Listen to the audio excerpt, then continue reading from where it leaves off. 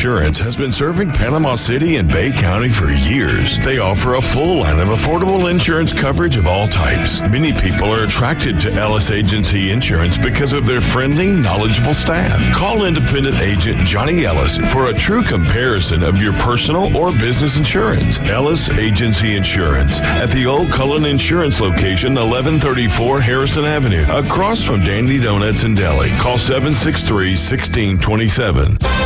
Hi, I'm Bobby Likas with another Car Clinic Minute. Today, we're on an entomology field trip, observing uninvited guests infesting your car. Don't break out the raid just yet, because when I come back, I'll show you how to take this pest to the cleaners. It's everywhere. Junk in the trunk, trash on the dash, and litter literally everywhere in between. Looks like you've got a bad case of clutter bug, but the prognosis is good if you analyze and immunize. Analyze. Pretend you're selling your vehicle and take everything out. Carefully evaluate what you put back in and where you put it, because even flashlights can be dangerous projectiles if stored on the dash. Then immunize. Exterminate clutter bugitis forever by sanitizing breeding grounds. That means resist leaving even one fast food bag in your car. Instead, give it a proper burial in a trash can and not on the street. I'm Bobby Likas. Like us, you'll love us. Good news rarely comes in the middle of the night. Every year, 4.5 million young adults between the ages of 18 and 24 visit the ER. It's every parent's nightmare. How serious is it? What hospital is she going to? Who should I call? Can I speak to the doctor? What's her roommate's number? What can I do? Umergency gives you all the tools you need to quickly and effectively manage your family's emergency. Umergency provides instant access to vital resources customized to your student's campus and local community. Securely linked accounts to share vital data between family members. Digital consent form allowing family to speak with medical staff. Insurance card upload, instantly accessible when you need it. Built-in urgent alert button that notifies linked contacts to send help. Umergency gives you peace of mind when you need it most. Download your Umergency app now. WPLQ Port St. Joe, WGSX Lynn, powered by Panama City Toyota. ESPN Northwest Florida. It's the next evolution of sports talk radio. The biggest stories and the biggest reactions. Now. And now we're taking with the first pick. This is the last ball you got to bat. The Inside Drive. From college to the pros, interviews with the newsmakers, sports betting, your phone calls, and more. And now, The Inside Drive with Ryan Mulvey. Broadcasting from the Bill Kramer Chevrolet Buick GMC and Kramer Marine Outdoor Studios on ESPN Northwest Florida.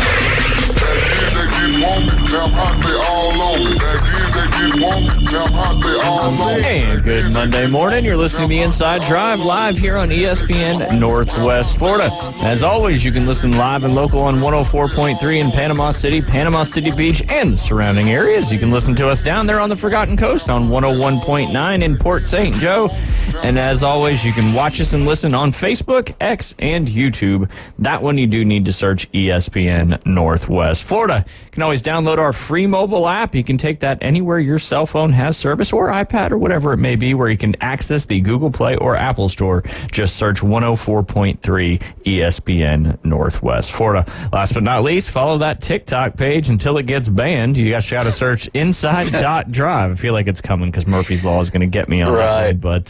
But yeah, you can follow us. We share some fun videos on there, interact with us, all that good stuff. But yeah, how you doing, Jay? We're having a good time. We're having a good show. We're having a good show. When I do this means the joke is over. That's right. That's right. Which usually you shouldn't need that because you should be laughing. Yeah. So you're just diving all into Netflix, huh? I am. I became a member over the weekend. And, an official member? I did. Like you're using your own USD to make this happen? I am. Wow. How long did it take us, David, to get there? 6 months, 7 months? Almost a year. Almost a year? We've Yeah, been we're talking coming about up. it since May. That's true. They forced me into it, Ryan. So anything tickle your fancy thus far? Well, I mean, Dusty Slay is definitely It's a must-watch. It's a must-watch. Got into some Stranger Things the last few days. See, I've never dabbled down the Stranger Things route. Yeah, I mean, I'm in season 2 right now, so Okay. we'll see if it. But I love it. I mean, it's it's the upside down world is very interesting. There you go. That's what they call it. There you go. Interesting stuff. Yeah. What else? Season Full Swing. Yeah. Yeah, I've watched maybe 1 or 2 episodes of that. I cleared that whole thing. Did you? Yeah, it was good. Is it better than season 1? 100%. Okay. I think it's better just because there's so much more stuff that happens, and you also have the Ryder Cup, and 2 live guys. Well, 1 at the time, but 2 live guys winning major championships. The news breaks, but the whole Ryder Cup part of it was pretty awesome. All right. And that's kind of like the last couple episodes. It just spends all that time on the Ryder Cup. All right. Zach Johnson never needs to be a captain again. No, he's just not. We knew that from day one, didn't we? That's true. I mean, that's gosh. true. There is no reason we should have lost that Ryder Cup. No kidding. And it was interesting. I mean, basically, Luke Donald's team got thrown together with a bunch of guys that had never played before, but it just shows how important the camaraderie and the just being together and playing for their country. It just seems to always mean more for Europe when it's in Europe. Obviously, Whistling Straits was the last time it was in the States, and they dominated in heavy fashion in that one. But proud you got Netflix rocking. Hey, I'm moving into the. Let me know when you hit Fire Island. Okay. Woodstock 99.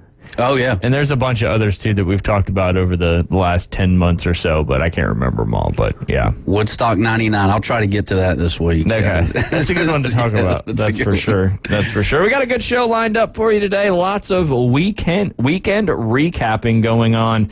But, yeah, it's wild. NFL free agency frenzy has started, and there's a lot of stuff going on in the NFL. You've got college basketball conference tournaments on the women's side have pretty much wrapped up. A lot of the conference tournaments for the men's side have wrapped up as well, but the big conferences get underway this week with March Madness Selection Sunday coming up this Sunday, right around the corner. St. Patty's Day is Sunday. Can you believe that? I cannot wait. I'll be in Orlando. Ooh, yeah. You going to get some corned beef and cabbage? Maybe. We'll see. You should. It's kind of like eating black-eyed peas, collards, and hog jaw and cornbread on New Year's. That was correct, right? Oh, yeah. You Okay. gotta have the hog jaw in there, too. Always. See? It's like I know what I'm talking about. I'm like a Southerner. You are a Southerner. I need you to get a PSA out there. And I don't know if you saw what happened. One of the greens at Bay Point got jacked up again, number 5. And I just want to clear the air. The people that think that it was a meteorite or an asteroid that caused it, that is not the cause. Just letting them know. Okay. Maybe a little piece of ash fell from the meteorite or something. No, it wasn't a meteorite.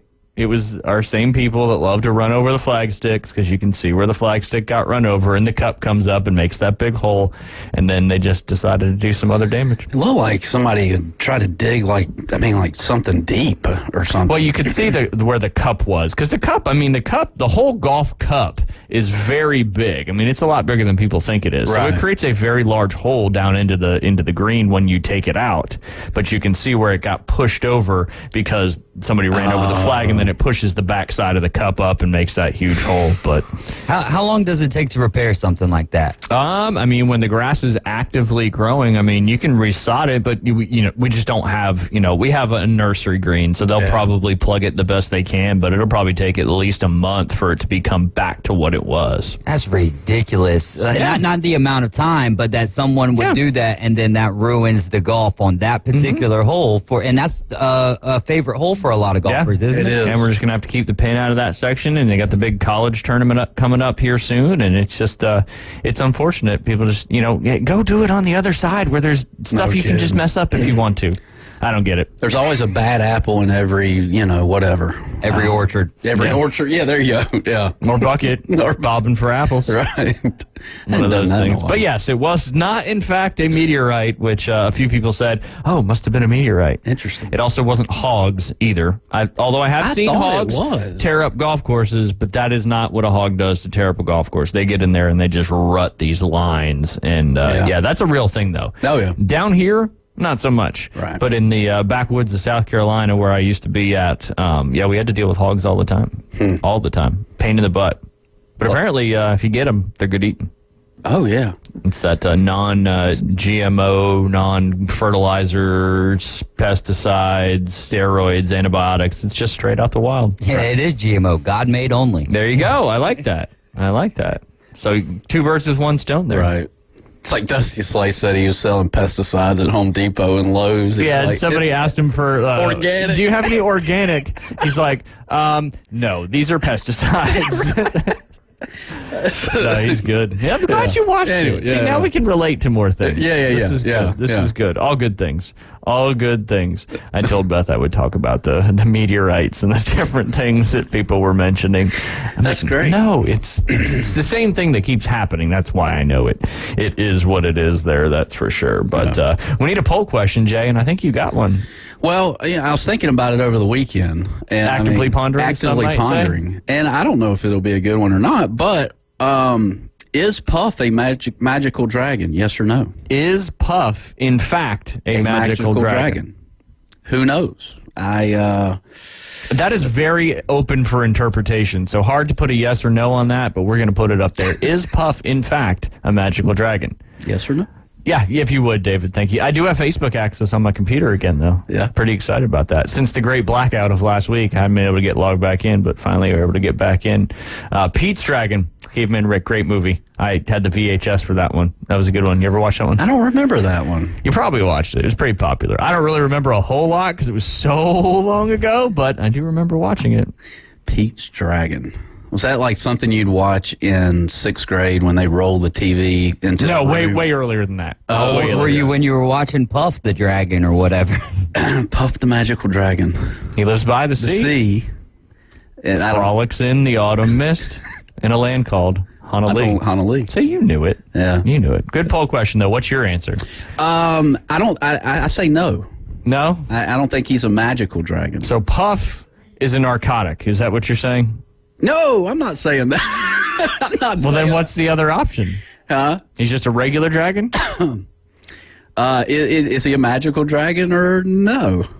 Yeah, so you said no. Yeah, he's So not. I said, then what is it? He's a puff. You're just a puff? He's puff, yeah. Puff of what? This is your question, not mine. I'm just asking you questions about the poll question. Thought I would throw it out there. Hey, throw it out there. I got so much to talk about today. I don't think we'll get through all of it. But should we give them 3 options? Yes, no, and maybe so? There you go. Yeah, that's a good I like it. I like it. Who's going to go with what on that one? That is the big question. Some cool stuff going on. The Savannah Bananas, right? We've talked about them before. They are filling up Major League Baseball stadiums, and they had a game over the weekend, if I am not mistaken. I'm trying to find where I saved it. Sometimes I remember, sometimes I don't. I believe it was down there in Houston, and in fact, it was. They were over there where the Houston Astros play. They sold out a 41,000-seat Minute Maid Park. Guess who was on the mound? Nolan Ryan. Roger Clemens. Nolan Ryan's like almost 80 at this point. But you should watch that one, too. You said Houston. I was like, Nolan Ryan, right? Yeah. That's fair. Yeah. Yes, Roger Clemens and Roy Oswalt threw out the first pitches in front of a sold-out crowd. And they're also going to be playing at Boston, Washington, or D.C., Cleveland, Philadelphia, and Miami. The Harlem Globetrotters of the MLB. Pretty much. Yeah. Houston Base Trotters. Houston Base Trotters. There you go. There you go. But I mean, so they've dropped out of playing like official minor league ball, and they're just traveling on. And like, if you go to try to find a ticket, like from the actual Savannah Band, it's sold out for like years in advance. Now you can pick them up on the secondary market if you want to drop $300-400 on a ticket. Yeah, it's just crazy. Just goes to show you, any idea out there can potentially work. I wonder how much Roger and Roy got paid for that appearance. I would like to say none. Just none? If they wanted to do it, just to be part of something fun and good for baseball. But no, maybe so. But I think that probably not, because that has nothing to do with actual baseball. No, I know. So it's like one of those things. If you're, hey, help. Well, they not that they need help selling out Major League Baseball stadiums at all, but. Think about it. Roger Clemens and Roy Oswalt, they've been parts of that Houston Astros franchise, and so it makes it even more more pricey to get those tickets. So Yeah. I think that, I don't know though. I'm going to dive into that. I'll search it up. See if you can find it out. I'd like to think that they didn't, and they were just like, "Oh, you know what? That sounds fun. We'll go do it." Yeah. But I know that's not how the real world works, so probably not the case. Have you seen the Savannah Bananas where they reenact the Dirty Dancing scene? Yeah. Where, oh my gosh, that was so good. It's entertainment. They do a good job of it. Yeah. You can't fault them for that. That is for sure. What do you want to dive into, Jay? I got a lot today. You want to talk a little bit about the golf from the weekend? Yeah. Do you know what transpired? A little bit. I lost. I always lose focus whenever someone gets into a big lead like Scheffler does. And interesting you say that, because I was going to be a follow-up question on something I was going to ask you. I did. I hung in there until 18, only because I'm a golf fanatic. I feel like if you're just kind of like dipping your toes in the water as far as like a golf fan goes, I don't see how you just really stick to it till the 18th green. But yeah, I mean, you kind of nailed it there. Scotty Scheffler goes out and shoots a final round 66 with no bogeys, and everybody's been criticizing his putting. We've even talked about it here on the Inside Drive with Keith Fleming, and his putter got hot yesterday, and there was no stopping him. Winning by 5 at the Arnold Palmer Invitational, getting to 15 under par. Pretty dang impressive. And if he continues that putting streak, I just don't know. He could go on a run. I mean, he's been on a heck of a run the last couple of years, but that's with not even putting that great. That's right. And you know what's coming up this week? What is this? Oh, Tampa. Is it in Tampa? No. Oh, is it Sawgrass? Yes. Oh. David knew that. David knew it. And Tiger's not playing, so we will not see any red on Sunday. No, it's not Sunday. It's Sunday. Yes. You got to pause. There's hesitation. It's 2 words. So then they go back to Tampa after this. Usually go to Innisbrook afterwards. You have Copperhead course down there. The Snake Trap? Snake Pit. Snake Pit. Yeah. That's right. Reminds me of Gator World down there in Florida. They have the Rattlesnake Pit. Yeah. PTSD from that one. Right. Sure. My dad hanging me over the edge, pretending to knock me in there. Thanks, Pops. Appreciate that one. But all good there. Yeah, Scotty Scheffler had finished 15 under par over Wyndham Clark at -10, Shane Lowry at -9, Russell Henley, Will Zalatoris, who was in the lead by 2 on Saturday and then made 2 double bogeys on his last 4 holes coming in. I feel like I jinxed Will because we each picked a golfer, and you'll do it next week. Yeah. And I picked Will, and David picked Brian Harmon, and Brian Harmon went on to shoot a 77 on Saturday, and then Will Zalatoris, like I said, double bogeyed 2 holes on his way in on Saturday and kind of played him out of the tournament there. But nobody was catching Scotty Scheffler in the in this elevated or signature event over there at Bay Hill, where the cut was actually a little higher than I thought it was going to be. But $4 million for Scotty on his way to continuing, and now he's number 1 in the FedEx Cup standings and number 1 in the world and kind of number 1 in everything. So, except they can't win the Ryder Cup in Europe. Yeah. But he's moving the ball. He's moving the ball left to right to left. He hits it low, he hits it high. And what's crazy, and they were talking about it yesterday on 18, is when he hit that, he hit it several what they called low bullet cuts.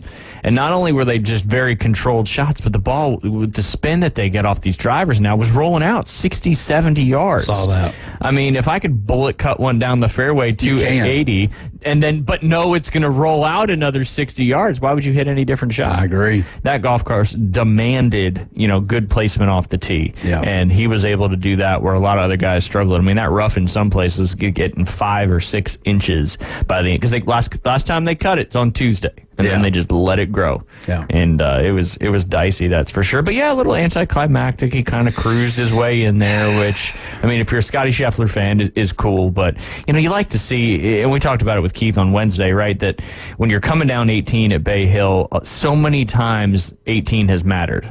Well, it didn't matter at all yesterday. It didn't. But on the flip side, on the LIV Tour, they had a 3-man playoff.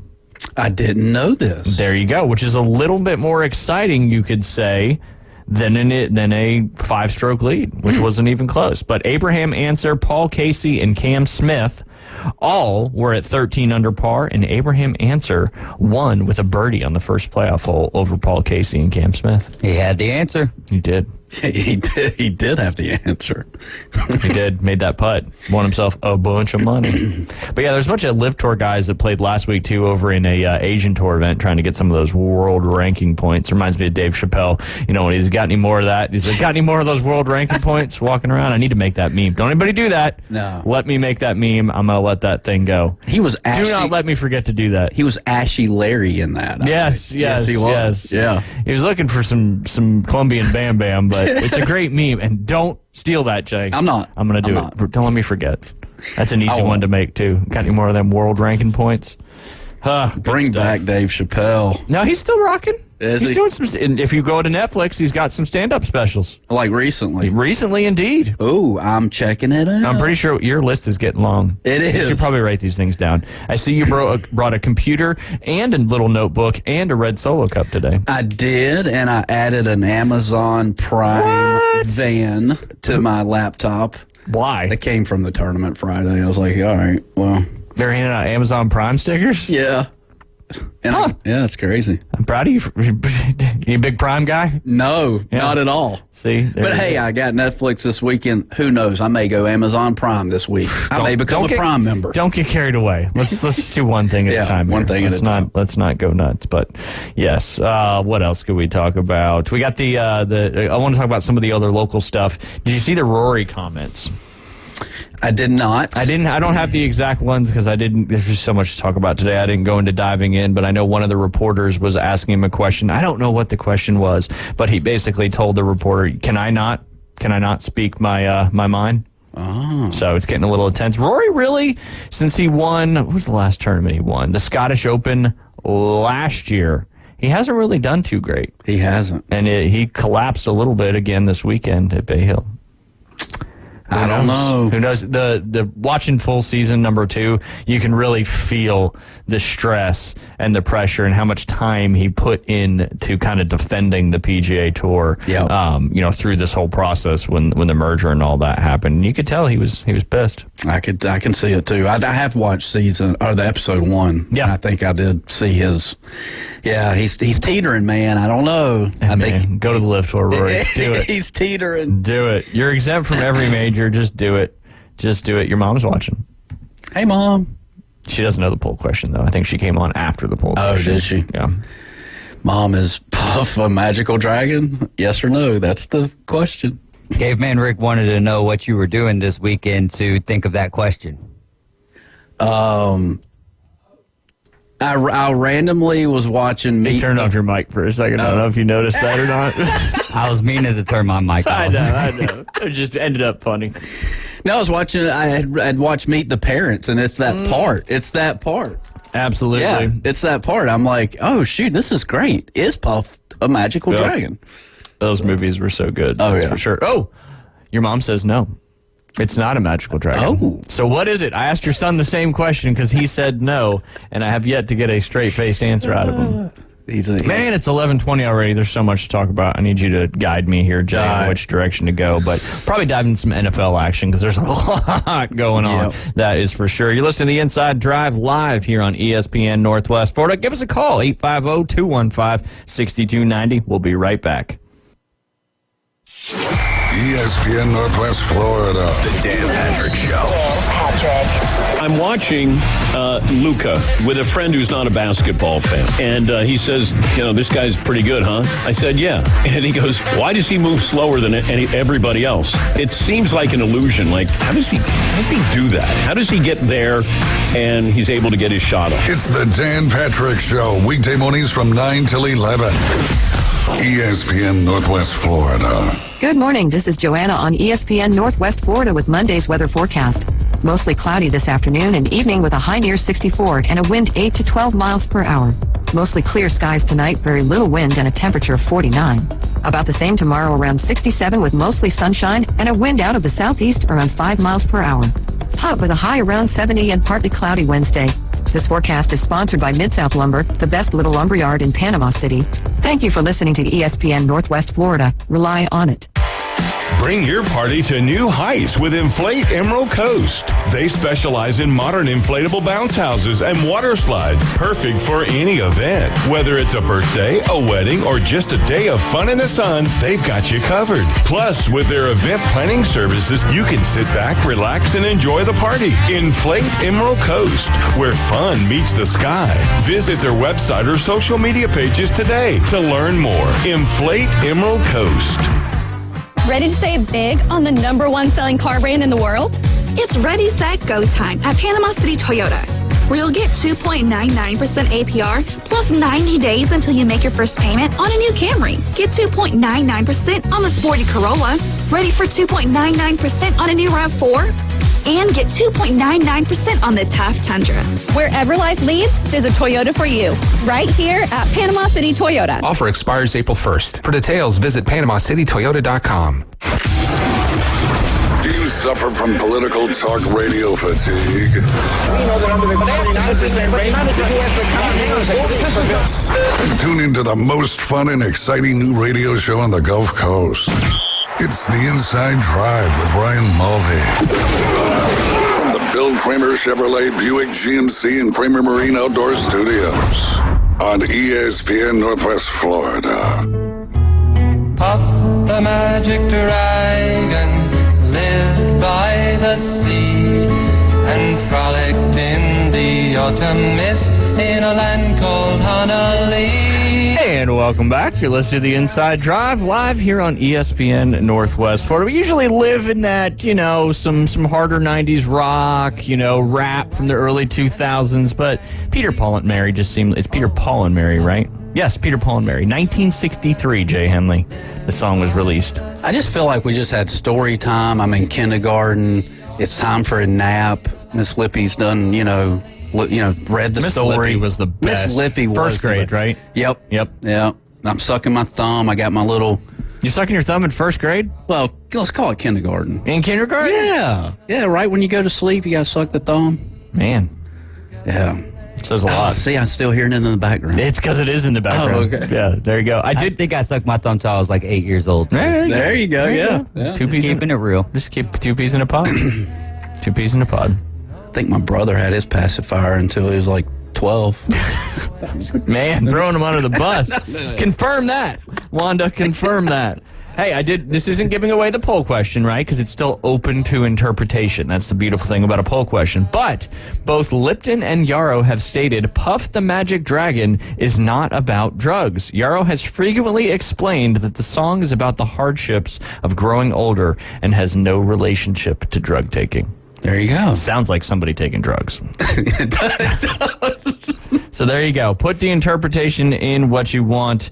And I really think it was from that movie that really kind of pushed it forward there. That's for sure. Yeah. And it is good and charming for little children without being soppy.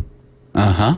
So, hey, there you go. Didn't know you were going to take this on this journey with Peter, Paul, and Mary on this Monday morning. But daylight savings time is officially in play. It was a little darker this morning, a little earlier for everybody to get up, going to school, going to work, whatever it may be. But it was like light out until almost 7 yesterday. Yeah. It's glorious. 6:48, actually. 6:48. Yeah, I was watching the sunset. No, just goes. You ever seen the green flash? Or is it purple flash? When the sun just right dips under the horizon. Oh, like no. when you're looking out in the Gulf, people say you see a green flash occasionally. Oh, yeah, right before it sets. Yeah, the second that it dips below the horizon, there's like some kind of green flash. That's crazy. Yeah. Yep. It's crazy with light and refracting in the atmosphere and the ozone, whatever it may be. Studies have shown that when you do go fast forward, right, into daylight savings, there's a lot of wrecks that happen a few days after because people are off in their timing and all that kind of stuff. Gotcha. So there is a study out there that shows that you gotta be aware. You gotta be aware. I think that's a good rule of thumb for all the time. I think so too. Just make sure you're being aware. That is for sure. Because our body thinks it's 12:25. Opposite. Right. No, our body thinks it's 10:36. Oh, did I get that wrong? You did. Oh, okay. Yeah, because we lost. Yeah, Saturday we would be an hour earlier. That's right. Yeah. It's either one way or the other. In the fall, you gain one. In the spring, you lose one. Hopefully that'll change in the future, but who knows? Right. Who knows? All right, let's dive into some sports action. Obviously, today is the day. I think it starts, I want to say it's 3 p.m. Central Time, 4 p.m. Eastern Time Zone, where free agents can officially be signed and negotiations can start. They call this the tampering time, where all that good stuff will get going. But let it begin. Expect a lot of deals today. Today is basically the NFL's version of NBA free agency free-for-all. Yes, okay, no, I was wrong. The start of legal tampering window begins, it's actually already underway. It began at 12 p.m. Eastern Time, 11 p.m. Central Time today, and runs through 3 p.m. Central Time on Wednesday, where deals can officially become official. When it opens, reps of free agents can negotiate with teams and agree to, but not sign deals. They can agree to the deals until the new league season officially starts. But there will be a lot of deals reported today that are being offered and agreed upon, just not officially signed. And some of those that have gotten underway, Jay Henley, you'll probably recognize some of these players. Maybe you won't. But some big names is the Bears are agreeing to a contract. Again, nothing's been signed yet, but are agreed to a contract with running back DeAndre Swift. So it looks like he's going to sign a 3-year, $24 million deal, his agent said. But they're expected to sign that running back over there from, where he played college football? DeAndre Swift, Georgia. Yeah, ooh, on fire today. Yeah. He must have been puffing that magic dragon. Right, there you go. Not that it matters, but the quarterback, the Niners are re-signing. Go ahead. Let's go back, though. Legally tampering? Is that I mean, like, come on. They're just calling it that because you can't officially sign a player from another team. However, you're allowed to negotiate and agree to the contract. He just can't sign, the official until the new league season starts on Wednesday at 3 p.m. Eastern Time. Okay. The Niners re-signed Brandon Allen. He's a backup quarterback there behind Brock and Sam Darnold. But there's rumors Sam Darnold might be going elsewhere. I don't know. The Saints reworked Demario Davis's contract. He's a linebacker. He's got a 2-year, $17.25 million contract that includes $13.25 guaranteed. The Colts, we talked about this one, whether they were going to be re-signing Michael Pittman Jr. or not. After that contract, that franchise tag they used, they have since agreed to a 3-year, $71.5 million deal with arguably the best wide receiver there on the Indianapolis Colts. After Jason Kelce left, and I forget, I'm drawing a huge blank. David, what's the other guy in the Eagles offensive line that just announced he retired? Oh, he's a big name offensive. Mailata? No, there's no way he's retired. But I should remember this. Jay, look it up.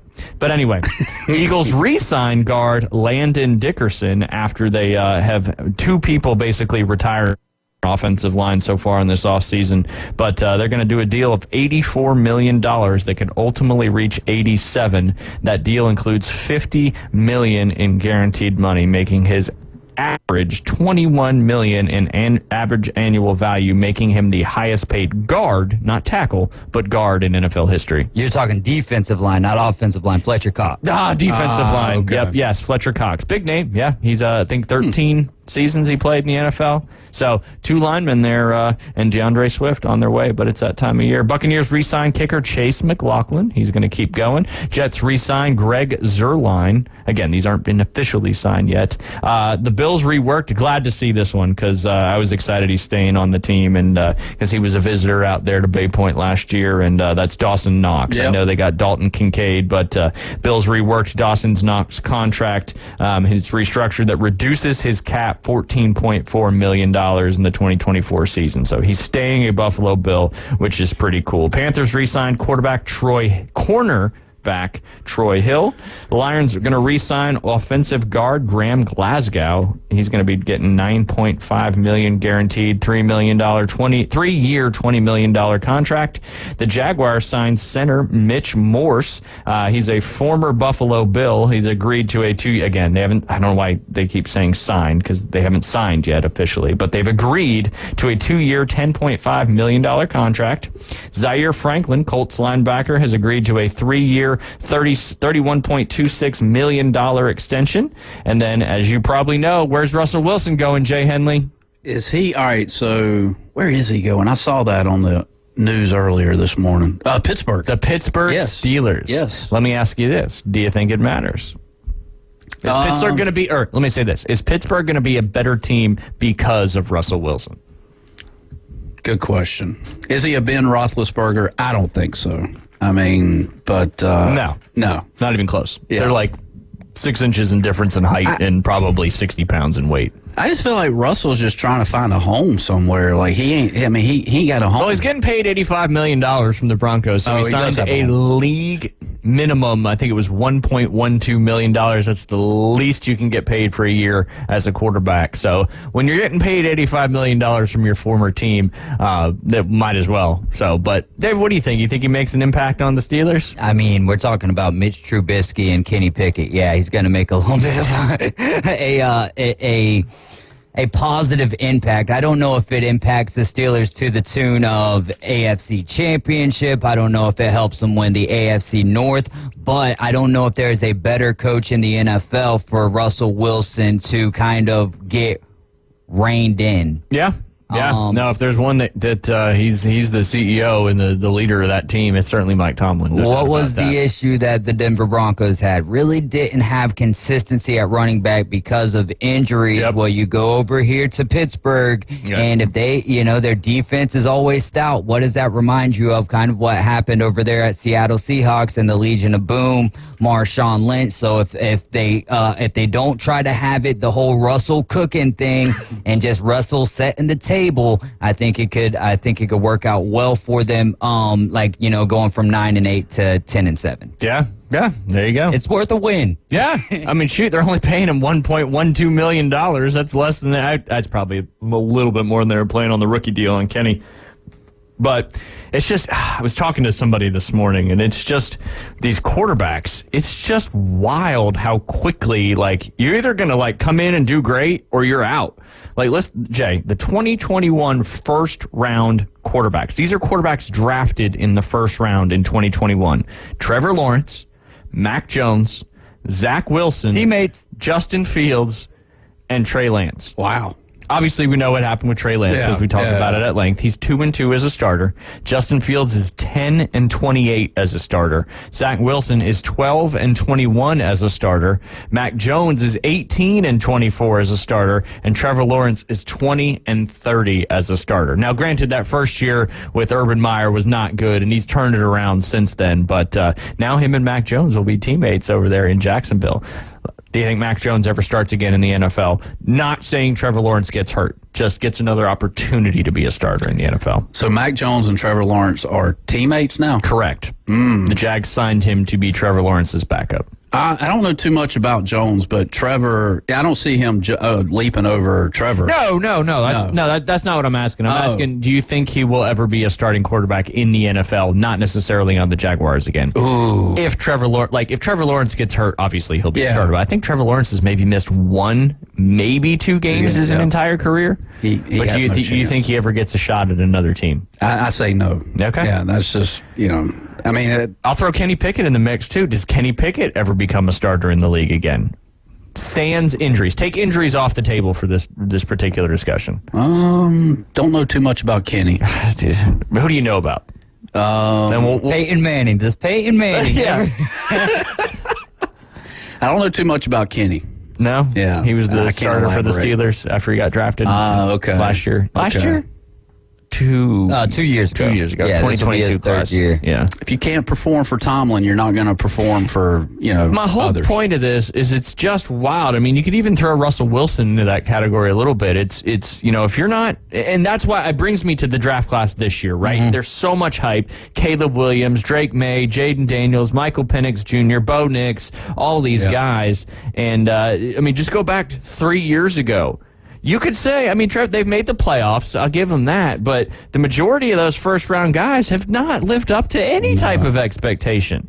And how many quarterbacks have been drafted in the 3rd, 4th, 5th, 6th, last pick of the draft? And they're leading their teams. Even Dak Prescott, I think he was a 3rd or 4th-round draft pick, something along those lines. So why do teams spend so much capital and effort to draft these high-end quarterbacks in the first round that may not pan out. Write them a check at the end of every game. That's why there's rookie deals, too. I just kind of answered my own question. But I mean, kind of like Happy Gilmore and his big old check. Like, have big checks for these guys at the end of every game. And, you know, if you make a completion, maybe that's $1,500, you know? I mean, maybe that's $1,500 per completion. There we go. Yeah. I mean, that's realistic. You better catch 1,000 balls a season if you want to make what these receivers are making. I mean, you know, that's that would be, I mean, all this money is just future money that they're being offered. It doesn't exist.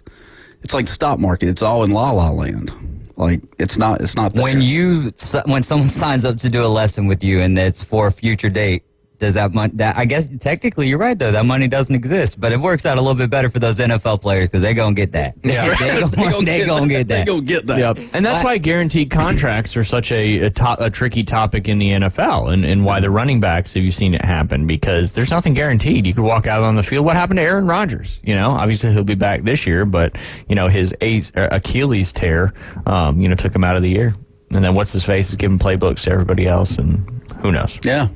I don't know. It would make for better, like, locker room speeches before, you know, for these coaches and stuff, you know? I mean, if you had goals, you know, it's like... I think they do have goals. Well, I know, but I'm talking typically, these organizations are goal-driven. Well, you know, it's like Tomlin, you know, goes to, you know, what's his name? The new quarterback there. Russell Wilson. Russell Wilson. It's like, all right, dude, look here, man. If you make 10 completions today, we're going to stroke you a check for $250,000. I like that. We're just going to keep going on this. This is fun. 10 completions. If you make 10 completions, if he makes 10 completions, they're going to lose the game. Yeah, that's typically not a great number to have complete, unless you're like 10 for 11 and it's pouring rain and your running backs rush for 300 yards on the ground. But yeah, no, just I like it. The brain of Jay. Just real talk, man. Real talk. You going to do fantasy baseball with us?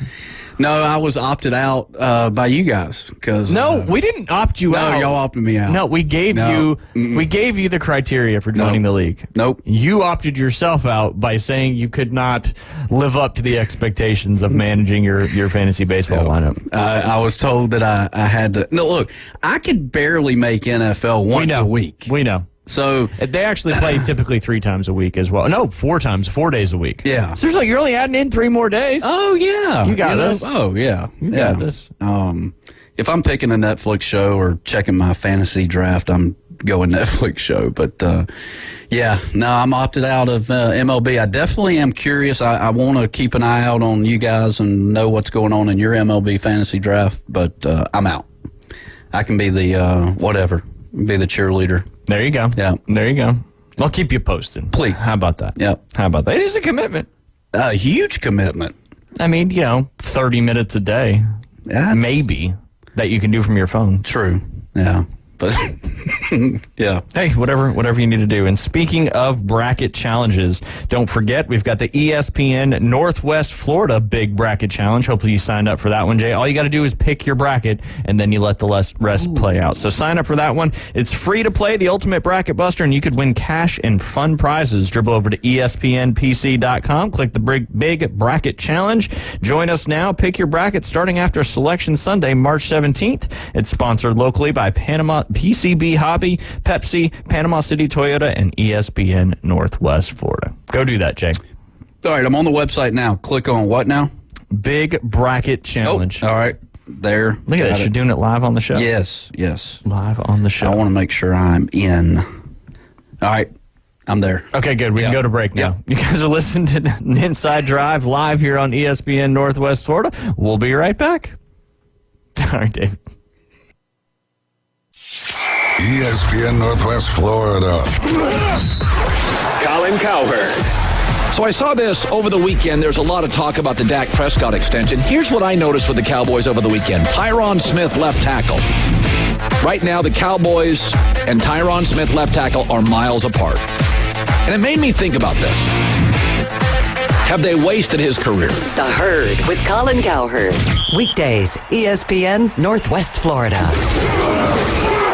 It's time for a new kitchen from Kitchen Designs. Kitchen Designs in Panama City Beach and Santa Rosa Beach offers full service cabinets, countertops, and flooring. Cash and carry cabinets available the next day. Kitchen Designs has been family owned and operated for over 20 years. Ask for your free cutting board with any purchase through March 10th. Call Kitchen Designs 850-775-4150 or stop by their showroom 7934 Front Beach Road and on Lynn Drive in Santa Rosa Beach. Los Rancheros has been doing it right for 20 years. Los Rancheros brings a top-shelf dining experience to you with the opening of their beautiful new building. Watch all college and pro games on Los Rancheros' 14 large-screen TVs with great drink specials daily from 2 to 5 and during all the games. Los Rancheros, the place for live sports and great food on 23rd Street between Jenks and Harrison. Is your restaurant looking a little tired from the long off season? Is your office a little offish? Start the new year off right by giving them a fresh start. Fresh Start Cleaning is now accepting new clients.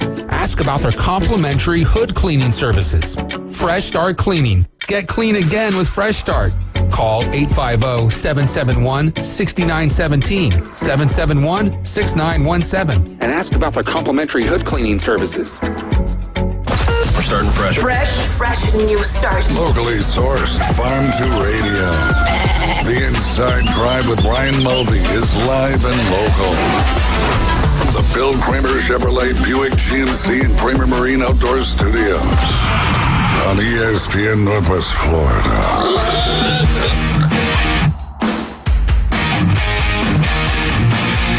And welcome back. You're listening to Inside Drive live here on ESPN Northwest Florida. Jay, did you join the Big Bracket Challenge? I am in. Nice. You got it on your app? No, not yet. Not yet. One step at a time. Let's not get carried away. I apologize. Yeah. I apologize. You are listening to the Inside Drive live here on ESPN Northwest Florida.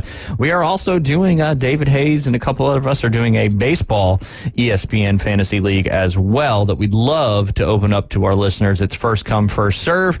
Should you want to join, just give the studio a text or reach out to David and myself, and we will get you connected. And that's going to be the first 10 people in that baseball league, and we're looking fun. The whole reason I'm doing it, Jay, is because I just want to learn a little bit more about all the various players. Oh, yeah. It'll help me pay attention a little more other than just one team. Sure. So I can see that. I mean, you could too.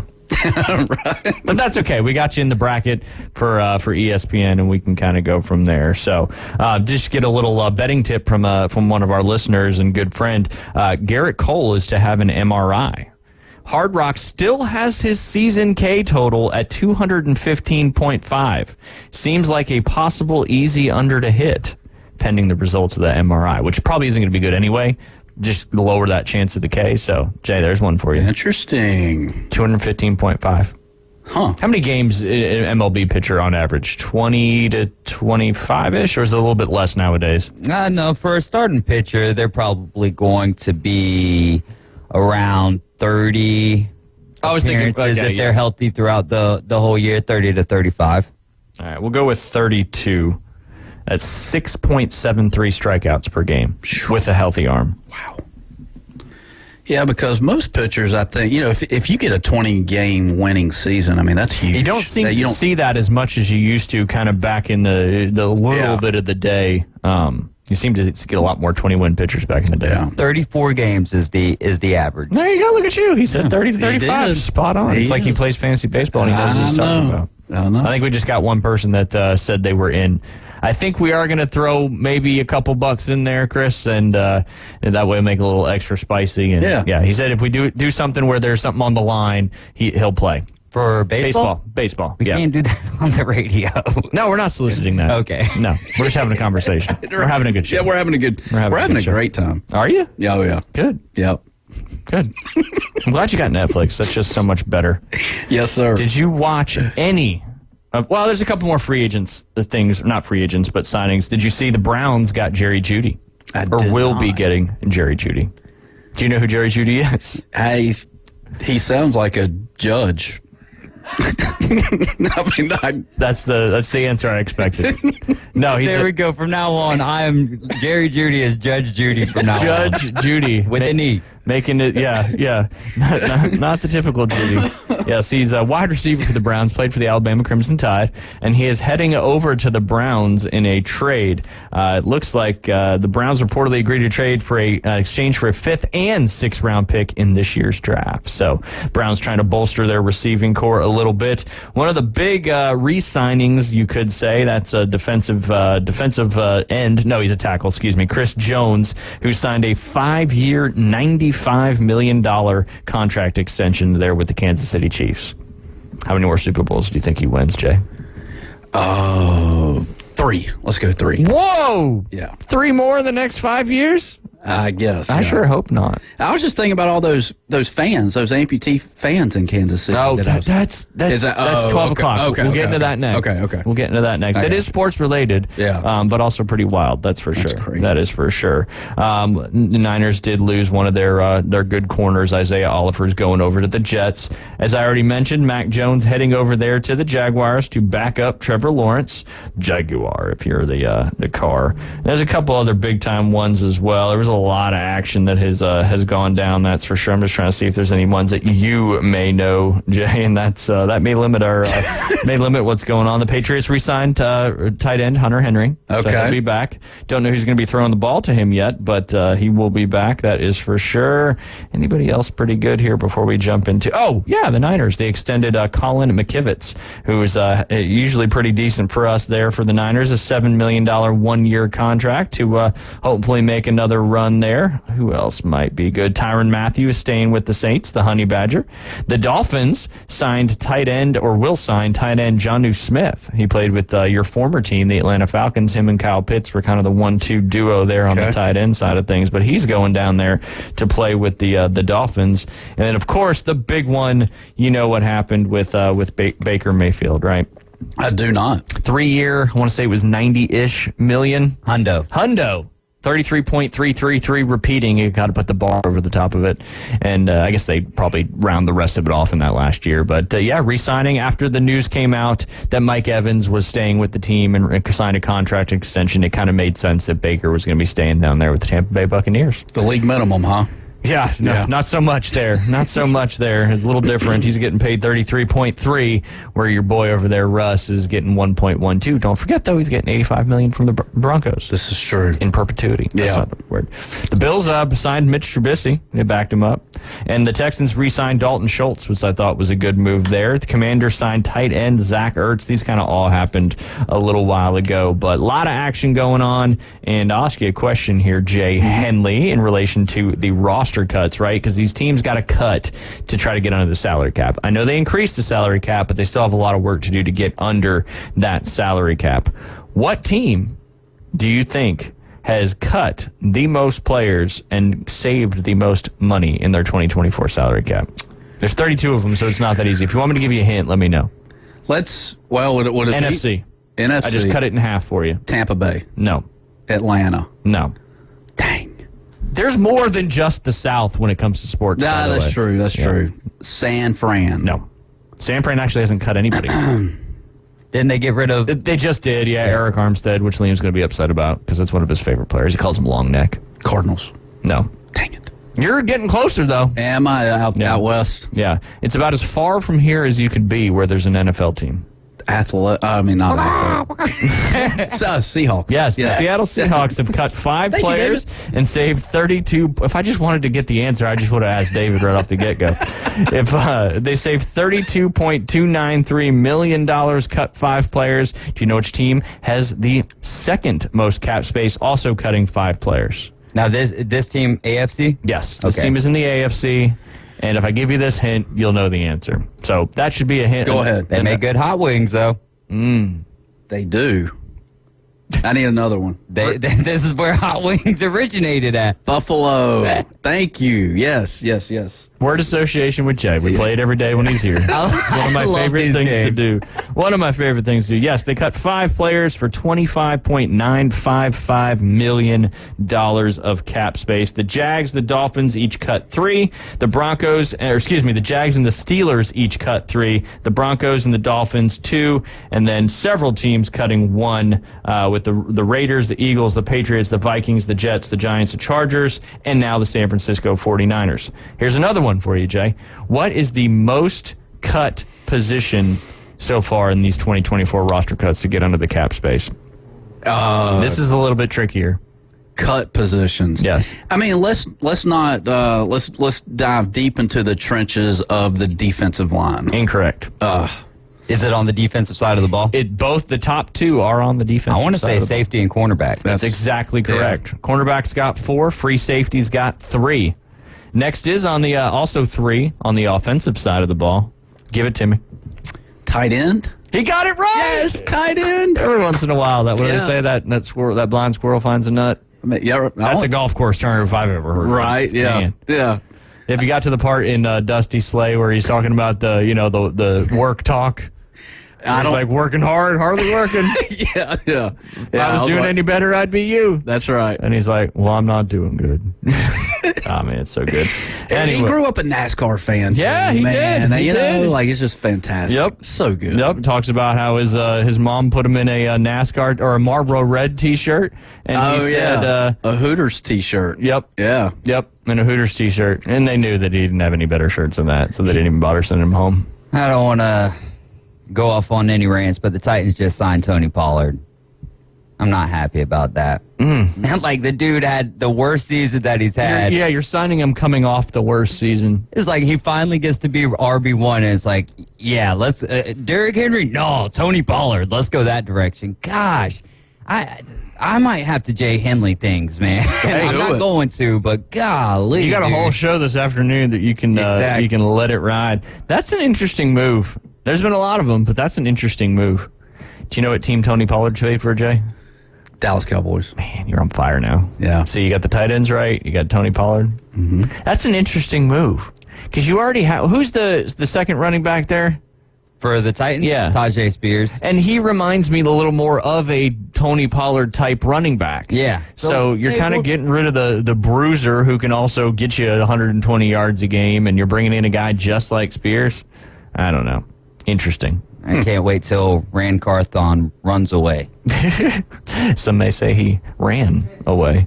Oh, good one there, Jay. 27 people have been cut on that side of things, but you excited? NFL draft's right around the corner. Who's going 1? Oh, boy. Not Caleb. No? Nope. You don't think so? I just don't think so. I think the hype is long gone, and I don't know. Now, I don't know. Don't tell me who I think it should be. I just don't think it's Caleb. Okay. Yeah. Man, I'm anxious for late April now. How about Michael Penix? Really? How about he goes number 1? Yeah. I like it.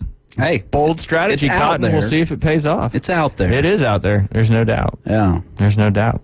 Kind of like my Michael McDowell 10,000 to 1 odds to win the Phoenix race yesterday. That was out there as well. Didn't pan out, or did not pan out. No, I think he finished 8th or 9th. Bummer. Yeah. Bummer. But you got to be out there. You got to go out there. You got to go out on a limb. Some may say you got to puff that magic dragon. You got that right. You got to be a little risky. Yeah. Risque. Well, you don't get a reward if you don't risk. That's right. You going for it in 2 on par 5s kind of guy? Yeah.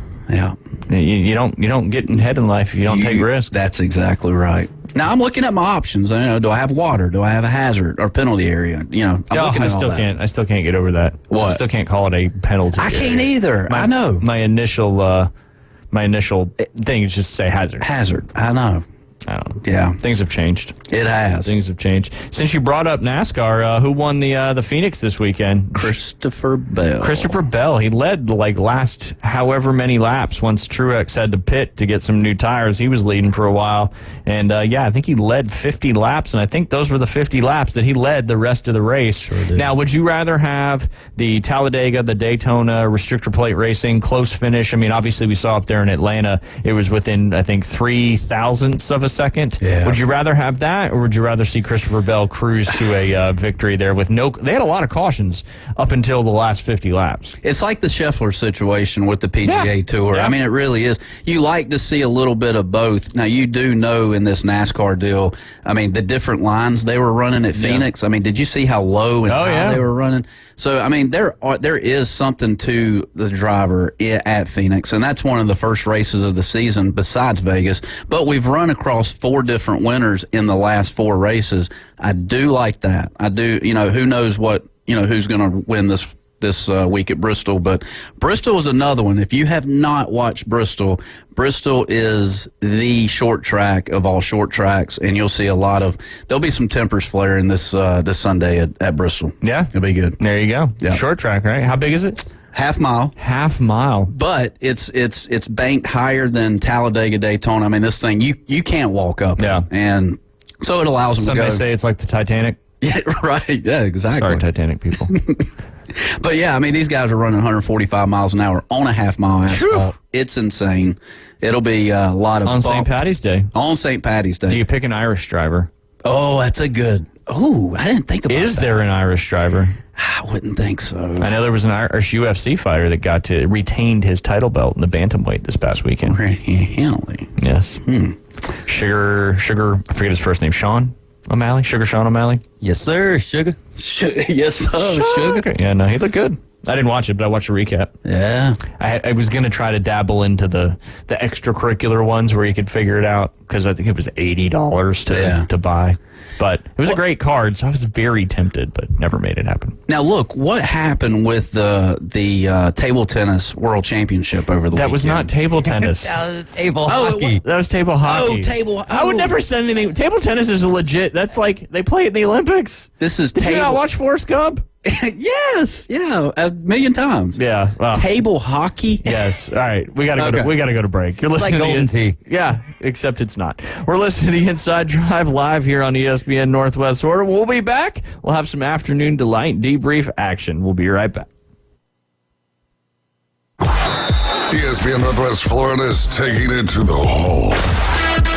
Your home for the most live college basketball in the Gulf Coast. The ACC, SEC, and the biggest games in the country. Plus the official station of March Madness. The Panhandle's destination for live play-by-play. Hear every slam dunk in ultra-high fidelity right here.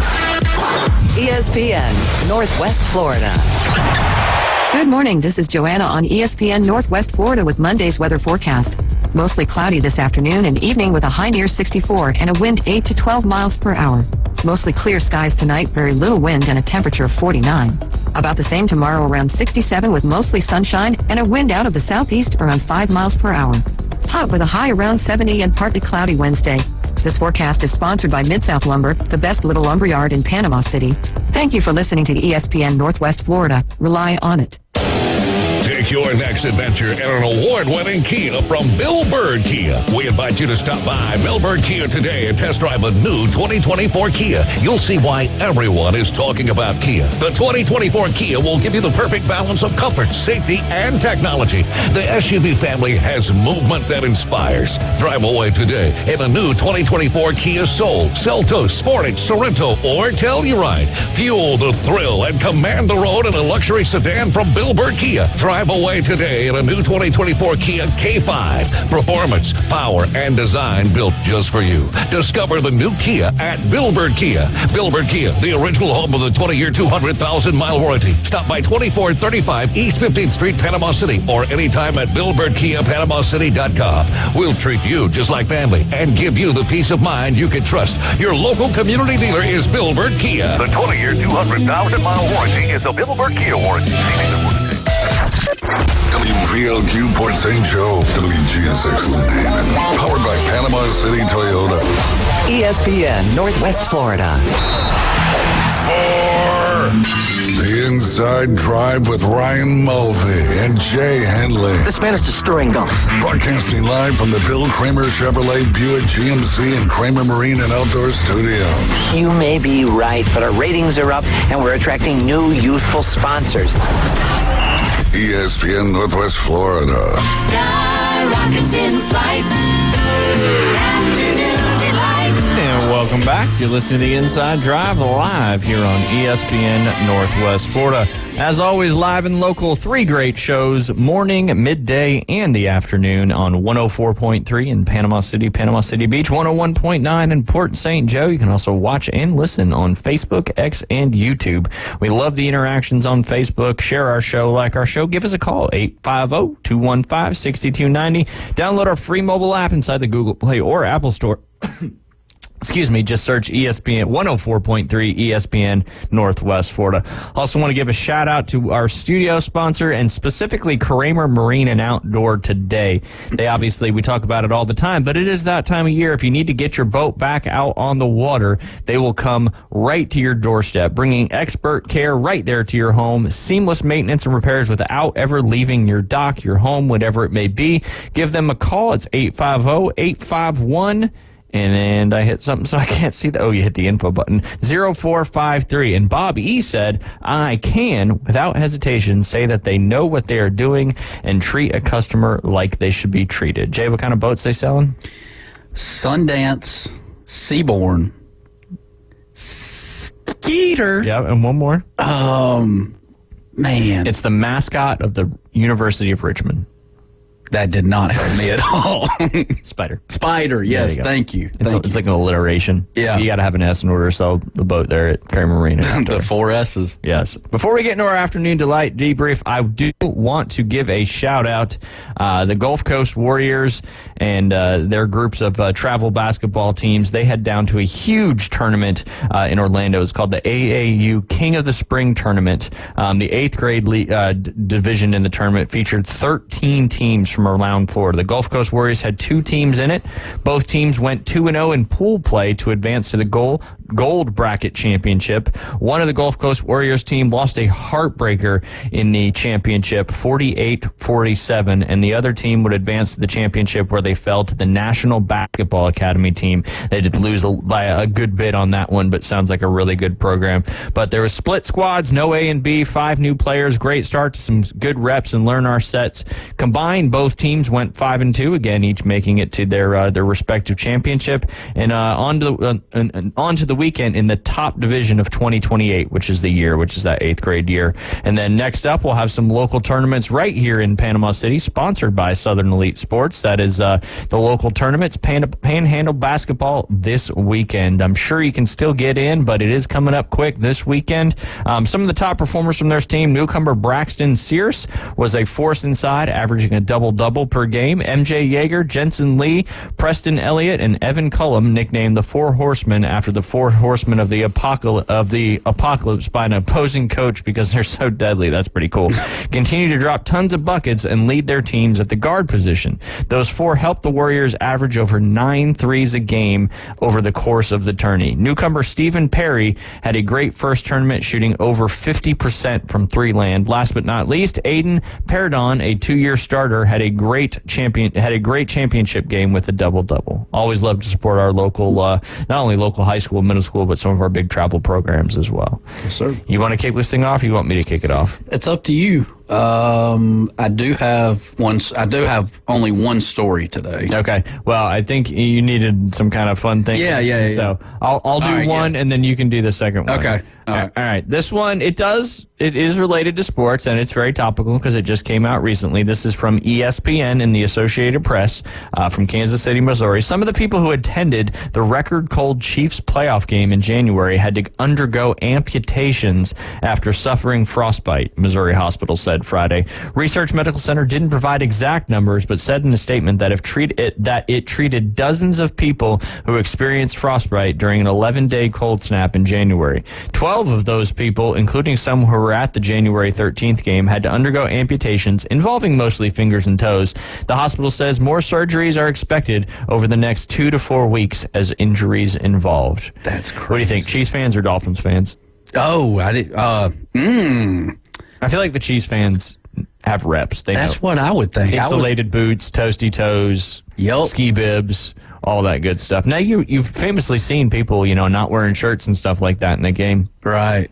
And I think, I don't know. I've never lived north of Atlanta, Georgia, and never been up in the winter, but that's beyond winter, minus 27 degrees. Yeah. But I would think, it's like building something, you got to have the right tools, right? I mean, typically. You kind of like dressing in this. I could see some Miami Dolphin fans going in, shorts and a shirt and whatever. Like you're just not layering enough. Or not, yeah. And so I got to go Miami Dolphins. And sometimes if you have too many libations, you may not feel the numbness, and then that could impact some things. Interesting. Moral of the story, wear that extra layer. You got that right. Absolutely. Yeah. Every time. I mean, they make heated vests and heated jackets and all that stuff nowadays. Right. So you might as well. It's kind of like giving a golf lesson in the summer down here. You get somebody from up north and, man, typically 20, 30 minutes in, they're like, oof, I can't do this no more. That's it. You got to acclimate. You do? I don't know if you ever acclimate to minus 27, but, but yeah, pretty wild. All right, Jay, what you got? Wild. All right, mine is not sports. Good. My next one's not sports either. All right, where is this coming out of? I don't have the location. It's here in America. 2 women allegedly took a dead man through a bank drive-thru to withdraw cash from his account. Is this Weekend at Bernie's? It could be. Yeah, there you go. Weekend at Bernie's. Ohio women. Oh, from Ohio. Ohio. No, never mind. I got there you go. Yeah, we found our answer. There we go. 2 lines into the story. I mean, I know we don't proofread this. I know you don't like us to read the stories ahead of time because it's surprising to us too. But I feel like you would have saw the word Ohio on the first couple lines. Anyway, it's a Monday. Ohio women Lorene Bea Farola, 55, and Karen Kasbaum, 63, are accused of propping up a corpse to go through a bank drive-thru and withdrawing about $900. The women reportedly lived with the victim, Douglas Lehman, who recently had died at the age of 80. Insane. Absolutely insane. So they went in, and did they go to a teller or did they go to the ATM? They went through the drive-thru. Okay. Yeah. So did they give them the old arm wave with a stick attached to it? I mean, this is straight out of Weekend at Bernie's. It is. It really is.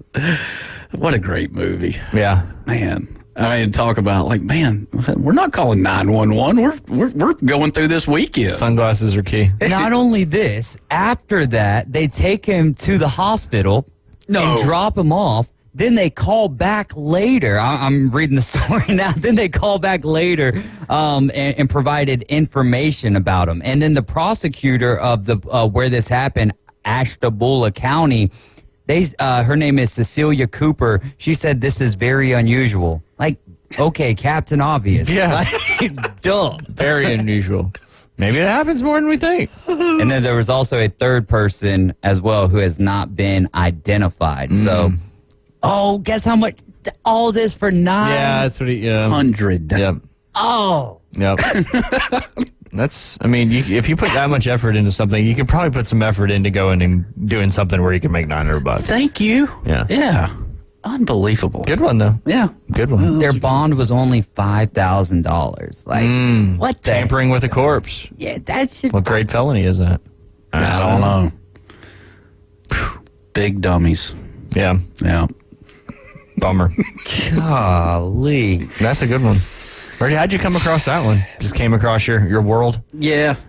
That's typically how it goes. Big dummy. What's that from? It's Sanford. Sanford. Oh, gotcha. Yeah. Gotcha. Sorry, I was late on that, Jay. No, you're good. Hey, we got to it. This one's from InterestingEngineering.com. Real life resurrections. Worms frozen for 42,000 years come back to life. I don't know how to pronounce this. Looks like Pleistocene age found, which is an era of time.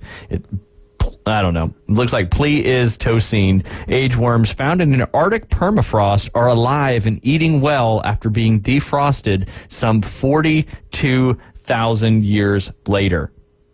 Is that cloning? Is that or clone? No, okay. No, not at all. I got you. Not at all.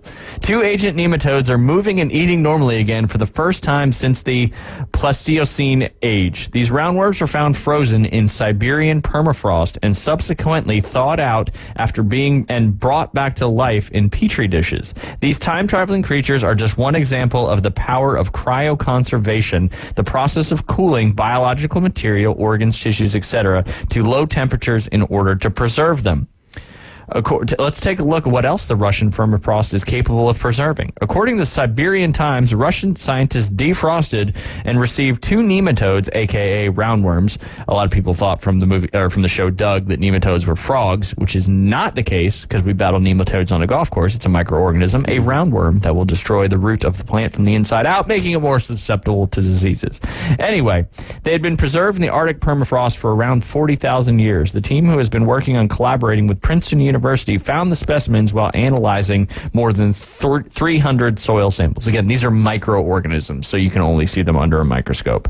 The worms were initially stored in a lab at minus 4 degrees Fahrenheit, minus 20 Celsius for you, Jay, but were defrosted weeks in a comfortable 68 degrees Fahrenheit environment. Soon, the nematodes began moving and eating once again. According to the research paper, one worm came from an ancient squirrel burrow in a permafrost of the wall of the Dunvaney Yar outcrop in lower reaches of the Kolyma River.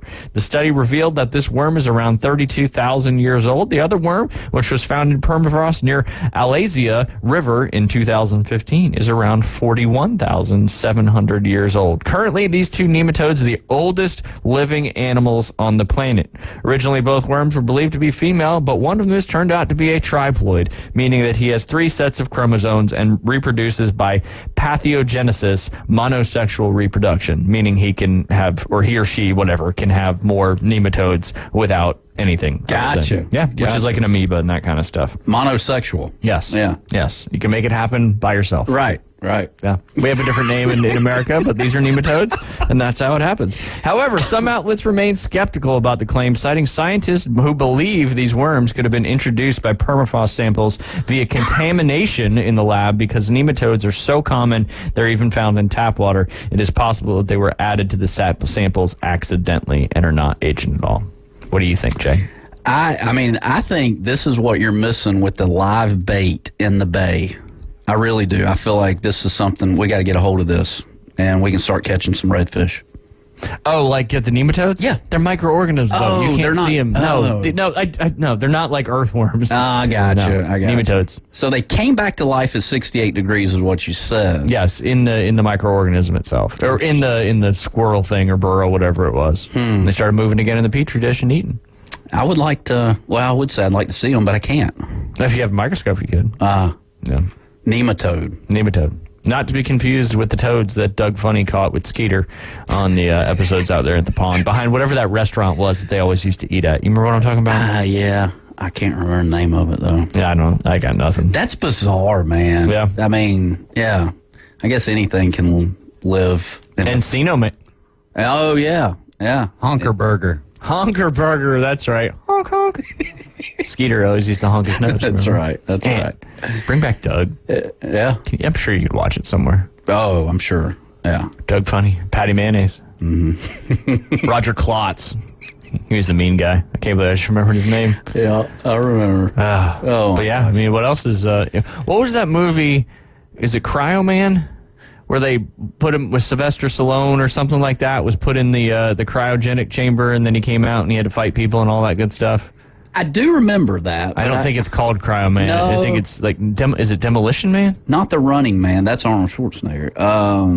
I see what you're saying. Yeah. I remember. I can see it in my head. I just don't remember the name of that particular movie. I bet Caveman Rick, if he's listening. Demolition Man. It is Demolition Man. There you go. Oh, yeah, and boom. As I said it, Caveman Rick's right in Demolition Man. Now, back in the day... He knows all the movies. You know this Jake Paul versus Mike Tyson thing? We talked about it on Friday. Oh, okay. I mean, who do you think wins, Stallone or Schwarzenegger, in their prime, like straight-up UFC fight? In their prime? In their prime. I'm going to go with Stallone. See, I'm a Schwarzenegger. I think Schwarzenegger just destroys I think Stallone has got more of the MMA action, and he's a little quicker and can get to the legs and all that, whereas Schwarzenegger is just, he's a big fella. Yeah. If he hits you, though, you're in trouble. You are. But I'm going to go with Stallone. All right. I got you. I was going to ask D. Hayes. I got to go Schwarzenegger on that. Yeah. Stallone's 5'10" and like 185 pounds. But just pure muscle and talent. Yeah, right. But I mean, 185 versus like 250. So it would be a dogfight. But Schwarzenegger, he hurt himself because he was so fit. He'd pull a muscle and then he'd be screwed. Right. But we're talking prime, no injuries? Yeah. I'm saying during the match. something happens during the match because so huge. But then again, it's hard to go against Rocky. Dun-dun-dun. Yeah, that's right. That's true. Coming up those steps. Yeah. I bet Caveman. Terminator versus Rambo. Right. Yeah. Whew. Like their character in the movie. Yeah. Whew. I still gotta go Terminator. Yeah. He's got all the stuff. Yeah, he's got the stuff. Yeah, he does. Does Stallone have a gun? Yes. Yeah. I go Rambo then. I mean, I don't know. Lasers versus guns. That's tough. That's very true. That's tough. Yeah. Good stuff. Was Schwarzenegger the governor of California when you lived out there? No. I lived out there from 1985 to 1991. Oh, he was still in the acting back then. Yes. Yeah, I didn't move, I was still 10 years ago out here. Yeah. Hey, thanks. Good question, though. Good question. Was there for the 89 earthquake where the Bay Bridge fell? So you've experienced an earthquake? I have. I even experienced an earthquake in South Carolina. No kidding. Yeah. It was like a 4.1 right where we were. Wow. It's pretty wild. There's a fault line, I guess, that runs. There is. Yeah. There is. So I bet were you amongst people when that happened, or was it, no? Yeah, I was amongst Beth, yeah. Well, I meant just like local at like 10:30 people. at night. So everybody was going nuts. It's like, what was that? It was an earthquake. No volcanoes, though. Haven't been around a volcano. I have been to Kilauea, though, when it was erupting, but who hasn't? Yeah. Yeah. Pompeii. Hey, there's a couple other good Netflix too. There's one called I think it's called Volcano or something along those lines, where this group of tourists goes out to look at this volcano that hasn't erupted in thousands of years, and it erupts while they're there. It's intense. Ooh, it'll make you, knowing you, it'll be tough on you to watch. It would be. Oh yeah. So I would. Yeah, I'd watch it. Volcano. I can't imagine. Which, ironically, is caused by the same thing as those earthquakes are, the movement of the tectonic plates. Oh, yeah. Yeah. It'd be cool to see, though. It'd be cool to see a volcano. From far away. From far away. Yeah. You don't want to be in its plume. Right. Or depending on the type of volcano. Yeah. Because you got ones that have the magma, you got ones that have the ash. See, man. Did not know. Science. Mm-hmm. Science. Mm-hmm. You got any other afternoon delight debriefs? I do not. That's all I brought. You just brought one to the table today? One and done. All right. Well, maybe we'll talk about sports for just a moment then and bleed it into the next section. Did you watch any of the men's and women's college basketball this weekend? I did not. Well, I did hear there was a brawl. There was. And on that side of things, we'll stay with South Carolina. Obviously, you had South Carolina beat LSU in the SEC championship. And, yeah, there was a little bit of a brawl in that game where a fan actually came over the scorer's table as well and got involved in that. Ooh. But, yeah, I'm sure there'll be some things that get handed down. But in order for South Carolina to get there, and I messaged you and David about that because I was watching that one live, I thought it was over. I thought South Carolina had lost. I thought Tennessee had beat them. It was 73-71 with 3.7 seconds left. They foul Tennessee. The girl misses both free throws, which, brutal. You got to make free throws at the end of the game when you're trying to win championships. And they inbound the ball. Tennessee had a foul to give, so they fouled them on the other side of the court, so they had to inbound the ball. And there was 1.1 seconds left. They left South Carolina's center wide open on the three because I think she's never made a three-pointer in her entire life. Oh. They inbound the ball to her, 1.1 seconds. She shoots it, banks it in. South Carolina wins. Remains undefeated. 74-73? 74-73. Wow. And advance to the SEC championship game and go ahead and win that one over LSU 79-71. You're telling me that when you say she's never scored a three-pointer. First career three-pointer. Is she a freshman? Or no, she just doesn't take threes. She's a center. So they kind of played a chess game with them. Well, they were 12 feet off of her. Yeah. And she was wide open. They're like, we're not. Yeah, that's exactly what happened. Man. Probably the last time they do that. Yep. Why would you not, though? Like, regardless of her percentage and how good she is from threes, which wasn't great. I don't know how many she's attempted. Why would you still not at least put a body on her? Yeah, man, unless they're trying to double team their number one player. But the girl that was on her was just basically like 12 feet away from her in the paint and not really guarding anybody else. Probably the last time Tennessee does that, I would think. It was a learning moment for Tennessee, that's for sure. Yep, absolutely. So, yes, the South Carolina Gamecocks, 32-0, defending national champions, win the SEC tournament on the girls' side. had some other big ones. Obviously, Caitlin Clark and the Iowa Hawkeyes got it done in the Big Ten in overtime, beating Nebraska, who had beat Iowa earlier this year, 94-89. And Caitlin Clark, even though she got out to a pretty rough first half, I think she was at one point was 0 for 9 or 0 for 11 behind the arc, had a great second half, and they came back and won that one in overtime. So I think that's their third straight Big Ten title, if I'm not mistaken. Again, on the women's side, you got in the ACC, you got Notre Dame beat NC State 55-51 to clinch the ACC women's title. But it is, look at that, Jay. The Richmond Spiders won the A-10. Oh, shoot. Mentioned the Richmond Spiders twice today. Yes, you have. It's a big day. Third? Yep. Third. Thank you, David. Yeah, so they're third straight. And they haven't got the national championship yet, and this is her last year. So I know they're going to be pushing for that one. Is it because Alan Sandage is ESPN Richmond now? It could be. It could be. Las Arañas. But with that being said, we do need to go ahead and take a quick break. You're listening to the Inside Drive live here on ESPN Northwest Florida. We'll be back with some college men's and women's basketball action.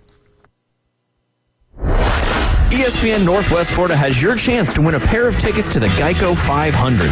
Starting Monday, March 25th, join Coach Hale mornings at 7:15 and 8:15 to enter. The Race to Talladega. Then at 12:15 and 5:15, listen for your name called. If we announce your name, race to the phones. How long it takes you to call 850-215-6290 is your qualifying time. The fastest qualifying times win a pair of tickets to Talladega, right here from ESPN Northwest Florida. Good afternoon. This is Joanna on ESPN Northwest Florida with your forecast on this Monday. Mostly clouds the remainder of the day with a gentle breeze out of the north at 10 miles per hour and look for it to be 64. Tonight, there will be mostly clear skies with the temperature reaching 49. Mostly sunny tomorrow with a wind around 5 miles per hour and a high of 67. Wednesday will have a high of 70 and some clouds. This weather is brought to you by Earthworks of Northwest Florida. Thank you for keeping that dial on ESPN Northwest Florida. Rely on it. Your biggest investment is your home. Protect it while also improving its appearance with Earthworks of Northwest Florida. We have sand, mulch, gravel, or lay down decorative stone, all available for pickup and delivery. Discover your dream landscape with Earthworks of Northwest Florida. Imagine the moment you proudly pull up to your home that you've worked so hard for, enhanced by quality mulch, decorative stones, and more. Let's make it happen today. Request a quote online at earthworkspc.com or swing by the office at 2005 Industrial Drive. Love the land you live on. If you're looking for the most epic place on earth, let's start at the base of a massive waterfall. Then trek through the thick jungle. Then climb to the peak of a snowy mountaintop. Then once you get there, keep going. Because with intelligent 4x4 and 7 drive modes and a Nissan Pathfinder, the search is the real adventure. Available feature. Intelligent 4x4 cannot prevent collisions or provide enhanced traction in all conditions. Always monitor traffic and weather conditions. Coming in hot. So hot. It'll be a hot one. Really hot. Goddamn. The Inside Drive with Ryan Mulvey. Live from the Bill Kramer Chevrolet Buick GMC and Kramer Marine Outdoor Studios on ESPN Northwest Florida. Welcome back. You're listening to the Inside Drive live here on ESPN Northwest Florida. As we're talking about college basketball, don't forget you got the Big Bracket Challenge. Even Jay figured out how to find it on the website. You just go to espnpc.com, click the Big Bracket Challenge, and sign up. You can get in now. I think we got a good amount of people getting in there, it seems like, and got to keep that going as Selection Sunday will happen March 17th after the ACC and the SEC championship games. I think they're both played that day. ACC Saturday, we'll be airing that. We'll be airing the SEC semifinals and the SEC championship, which will be Sunday, and then we'll also have Selection Sunday here, which will be 5 o'clock. There you go. All right here on ESPN Northwest Florida. On Saturday, Jay, we had some big games, and your Georgia Bulldogs, as expected, Auburn kind of finished the season on a strong note. That was a huge game for Auburn because they got them one of the 4 seeds. The first 4 seeds in the SEC tournament actually get you a double bye into the quarterfinals. So being 1 through 4 is certainly very important. And also Houston, a little surprising. I think I lost this pick with me and David, but Houston just absolutely drummed Kansas 76-46, clinching their Big 12 title. UConn, again, I think they had already clinched at that time, won 74-60.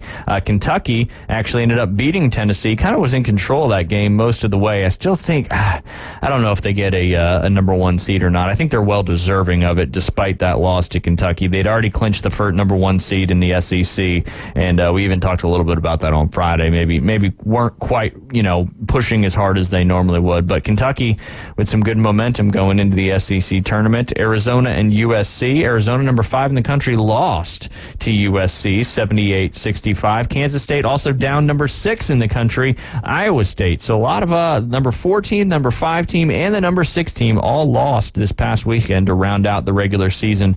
And then North Carolina took care of business against Duke. Duke tried to fight back there a little bit at the end, and North Carolina only won by 5 in that one. That was a big-time matchup. Number 7 North Carolina at number 9 Duke up there at Cameron Indoor Arena. But UNC looking to make a good run there in the tournament. A couple other scores there, but it is time, Jay, and Alabama. Impressive. Alabama. They were down most of that game against Arkansas and needed overtime to come back and win that one 92-88. South Carolina did what they needed to get done to have that potential for the 1 through 4 seed, but needed Auburn to lose as the head-to-head matchup against South Carolina was won by Auburn. That game proved to be a lot more important than we originally thought it was going to be to get to those number 1 through 4 seeds. So it all starts this week, Jay. A lot of the conferences, a lot of the smaller conferences, mid-majors as they call them. A lot of them are either complete, got their automatic bids in there, or are finishing up championships today.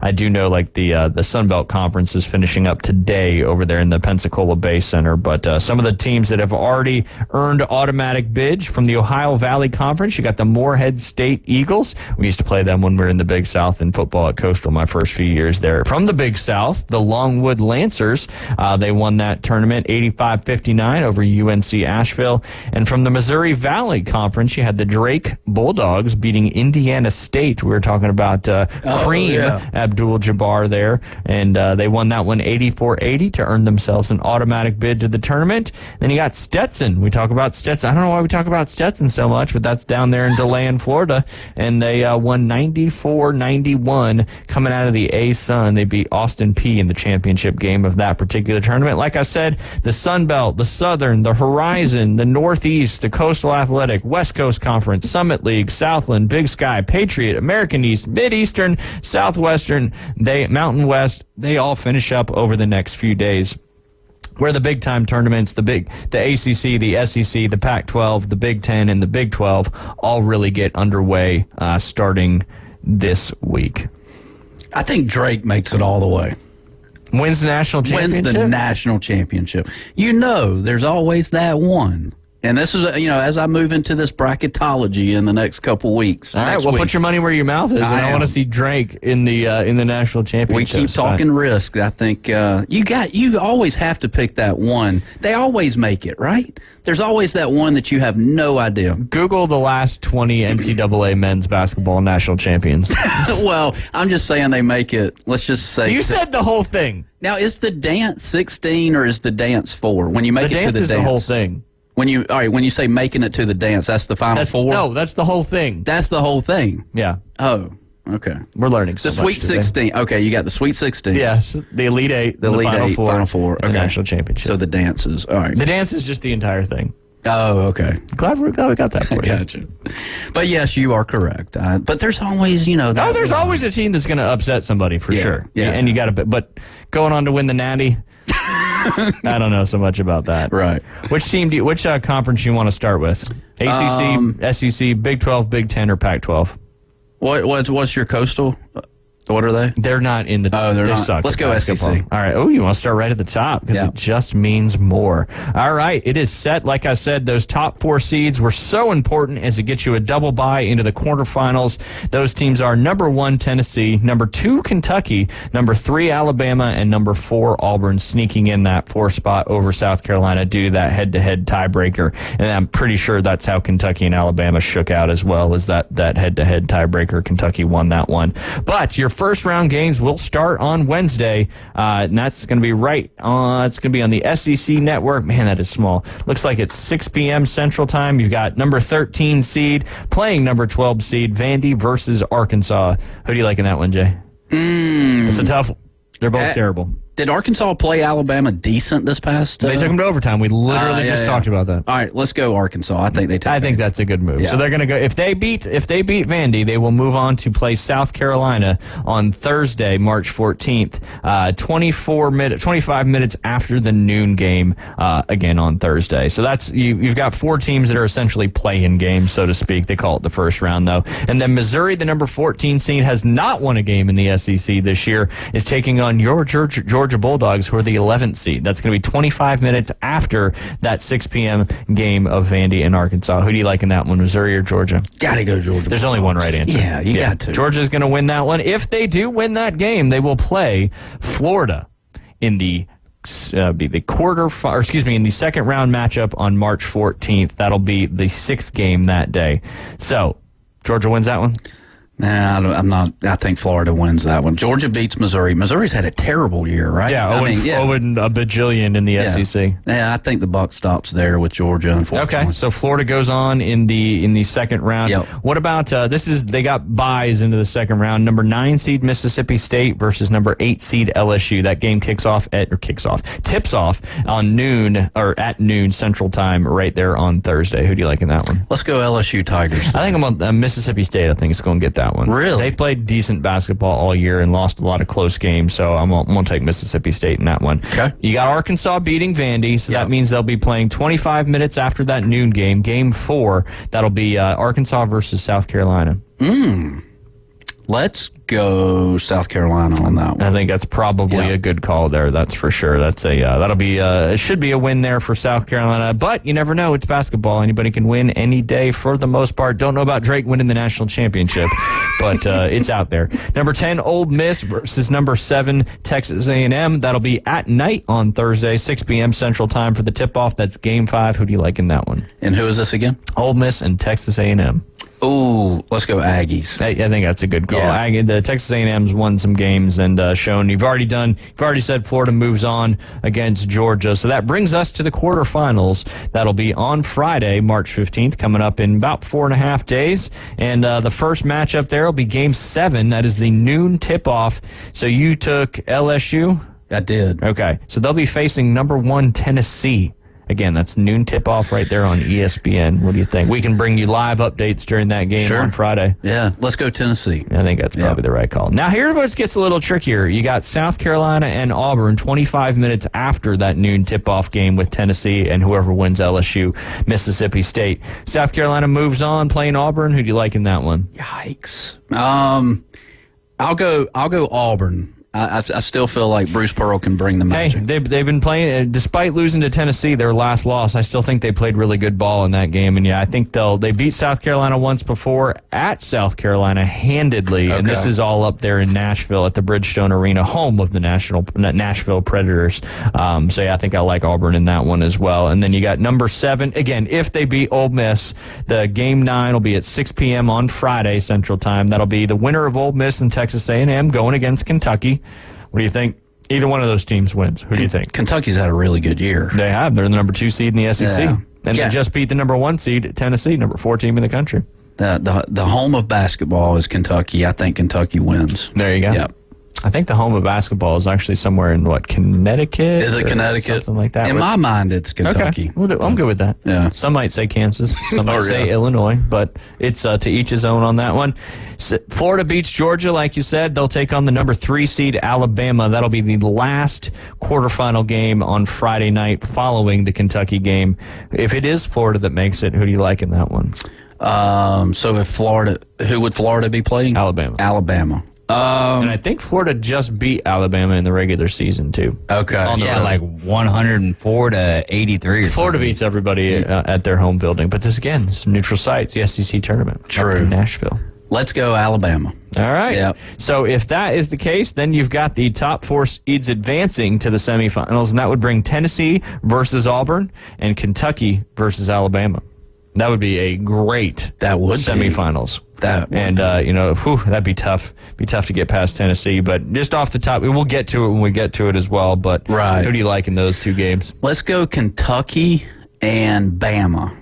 Well, they're playing each other. Oh, wait. Oh, never mind. All right. Tennessee and Auburn. Oh. Kentucky and Bama. Oh, I would love to see an Auburn Wildcat matchup. Ooh. Not an Auburn-Alabama matchup for the championship? Now, that would be the Iron Bowl for the SEC championship. That would be good, too. I'm sure it's happened before, but that'd be pretty cool. That would be. That'd be pretty cool. We'll keep you updated on that. That's the SEC side of things. I won't ask you for your picks in this one, Jay. We'll just go through it real quick. We got the ACC tournament, which gets underway tomorrow with the first round. Again, similar to the SEC, if you're 1 through 4, you get a double bye into the quarterfinals. But the 3 play-in games in the first round, you got number 12 Notre Dame versus number 13 Georgia Tech.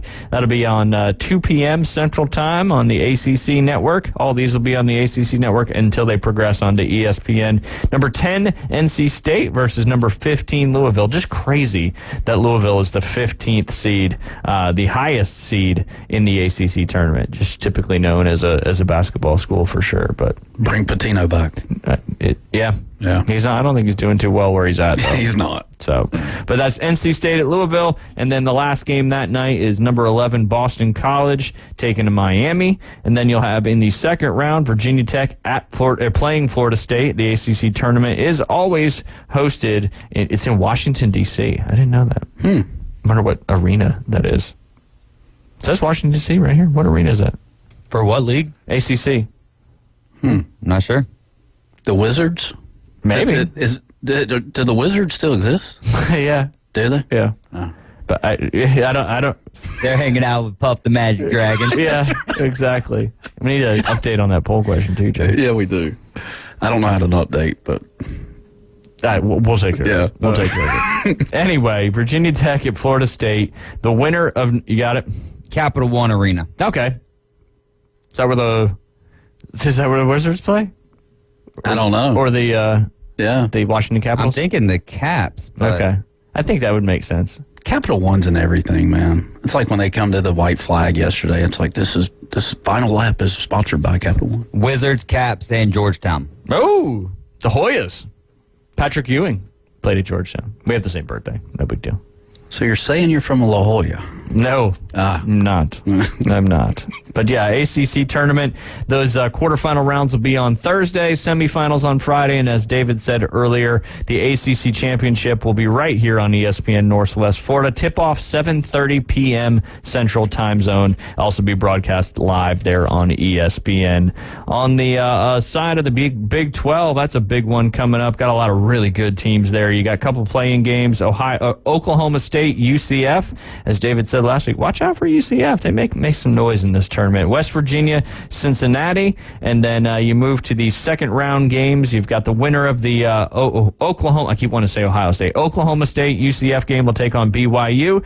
You got number 9 versus number 8 Oklahoma and TCU. The Kansas State Wildcats going against the number 7 seed Texas, and then like I said, the winner of the Cincinnati West Virginia game will take on Kansas. Quarterfinal games will be tipping off on March 14th. That's Thursday. Semifinals on Friday, and the championship will be at 5 p.m. Central Time on the championship for the Big 12.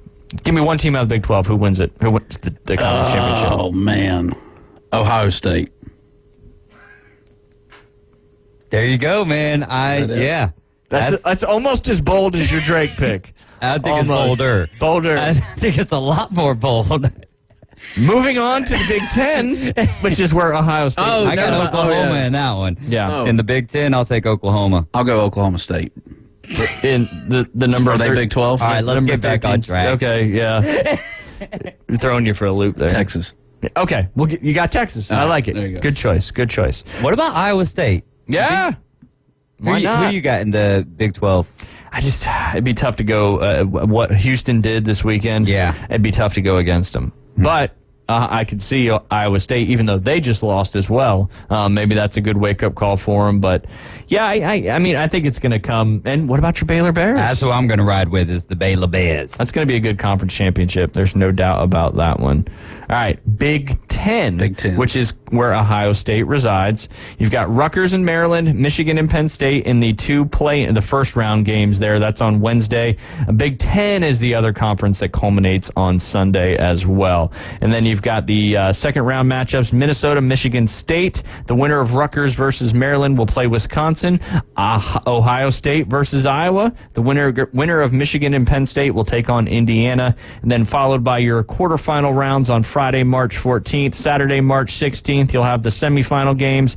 And then the championship game for the Big Ten will be at 2:30 tip-off Central Time right there on CBS. Give me a name out of the Big Ten, Jay. I'm going to stay with Ohio State. They beat the Hawkeyes. There you go. Yeah. They beat the Hawkeyes, and they beat the number 2 seed Illini. Yeah. Yeah, there you go. All the way. All the way. You heard it here first. Yep. I'm going to go with the Illini in this one. I think they've played Purdue tough, and I think they'll edge them out in that championship game. I just don't see anybody beating Purdue up until that championship game. The Pac-12. Do you care? The Fighting Illini. The Fighting Illini.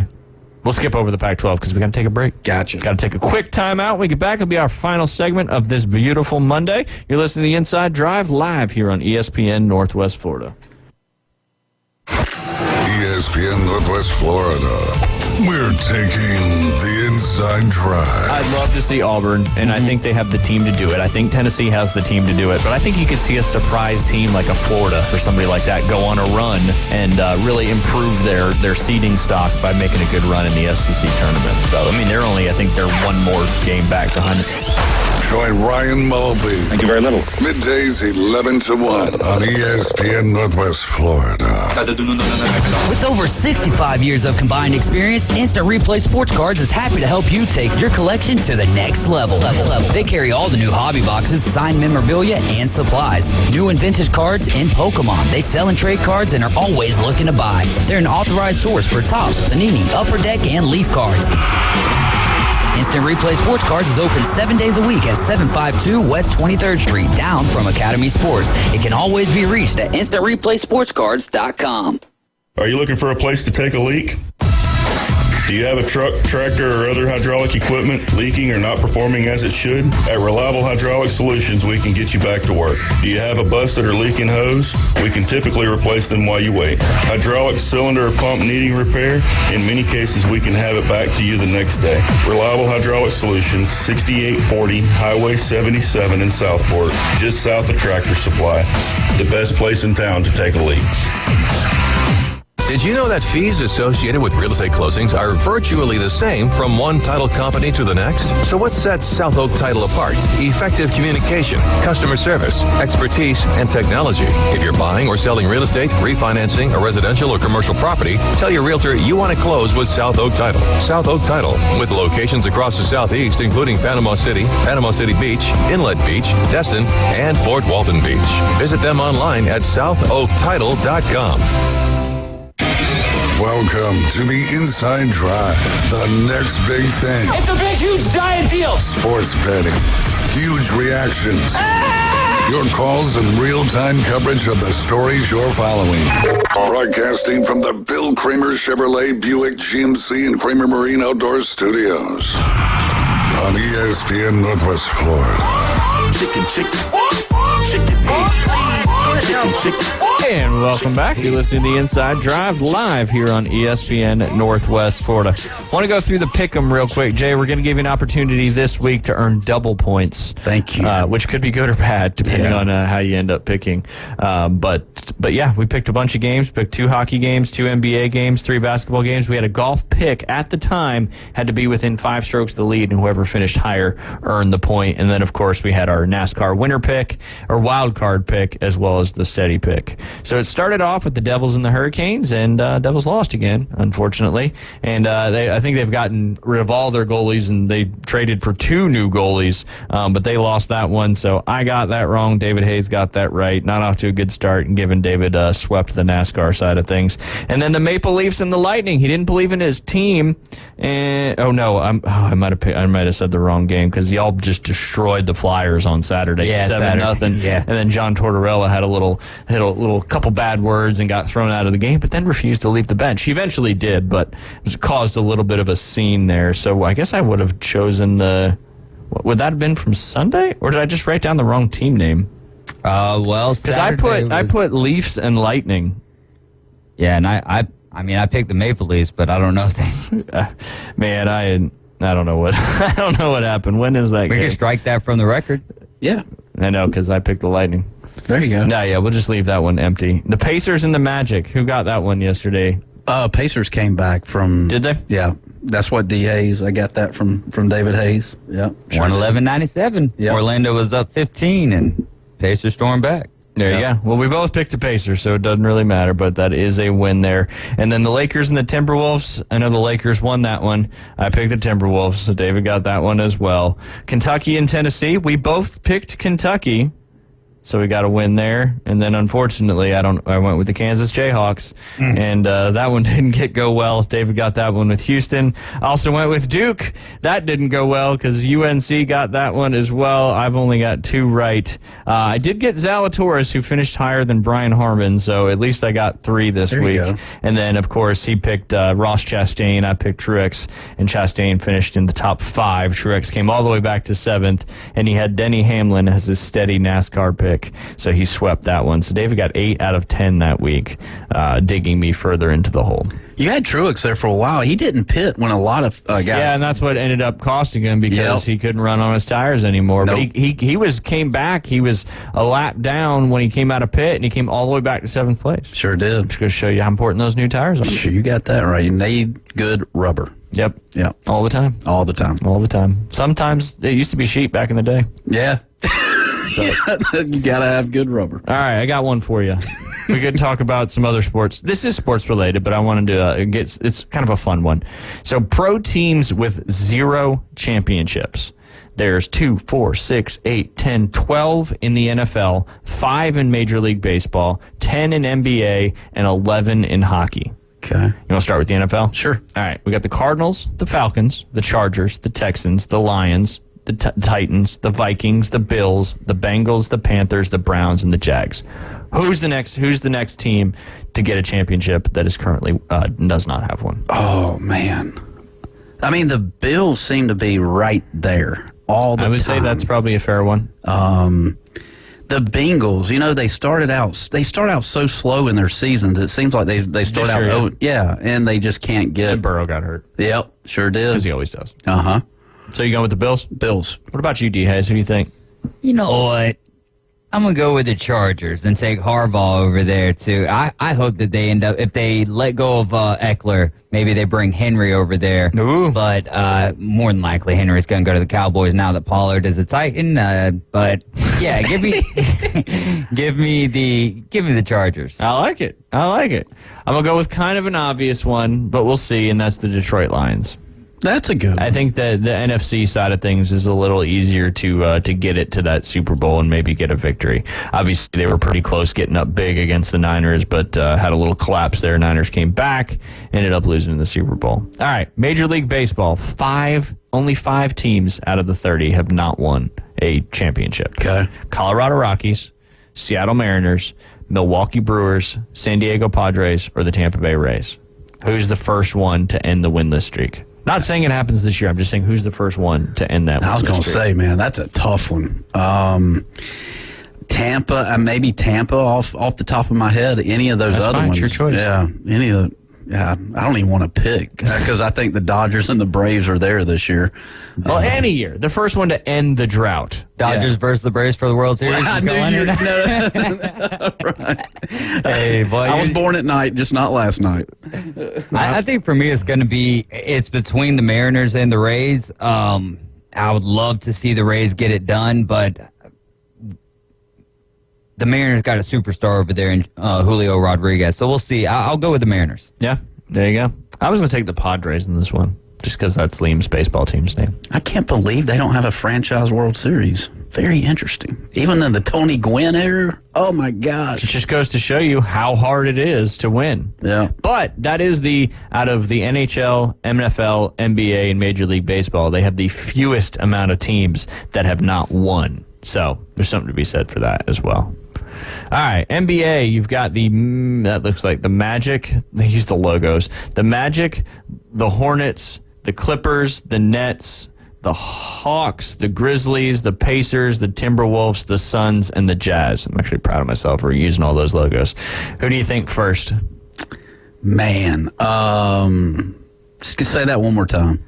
This is so much pressure. It's it's literally just logos. So I got to guess, but I can handle it. I can handle it. It's the Magic, the Hornets, the Clippers, the Brooklyn Nets, the Atlanta Hawks. I think that's the Hawks. Yeah. The Utah Jazz, the Suns, the Timberwolves, the Pacers, and the Grizzlies. Let's go Grizzlies. Okay. Yeah, I'll take Grizzlies. Yeah, just because you like Grizzlies? Yep. What do you do if a Grizzly comes after you? When it's brown, lay down. If it's black, fight back. I think that's legit. Black bear versus a grizzly bear. So you're laying down. Right. I don't care what color that bear is. I ain't fighting back, bro. Oh, interesting. What do you think, David? Give me the Clippers, man. They're gonna have that new stadium soon, so they won't be sharing with the Lakers. Yeah, I'll take the Clippers. There you go. I'm gonna go with the Timberwolves. All right. We'll see. I could get it done this year. Yeah, I know. That could happen. All right, NHL, you've got 11. NFL has the most. NHL has the second most. And it's also because there's some expansion teams that are relatively new. But you got the Phoenix Coyotes, the Columbus Blue Jackets, the House Money Florida Panthers, the Ottawa Senators, the Vancouver Canucks, the Seattle Kraken, but they've only been around for a couple of years. The Jets, is it still the Winnipeg Jets? I don't know why I was drawing a blank there. San Jose Sharks, Nashville Predators, Minnesota Wild, and the Buffalo Sabres. I'll go first in this one. I think the Florida Panthers they end their streak the first. Oh, the Kraken wouldn't be a bad guess. Yeah. Or the Canucks.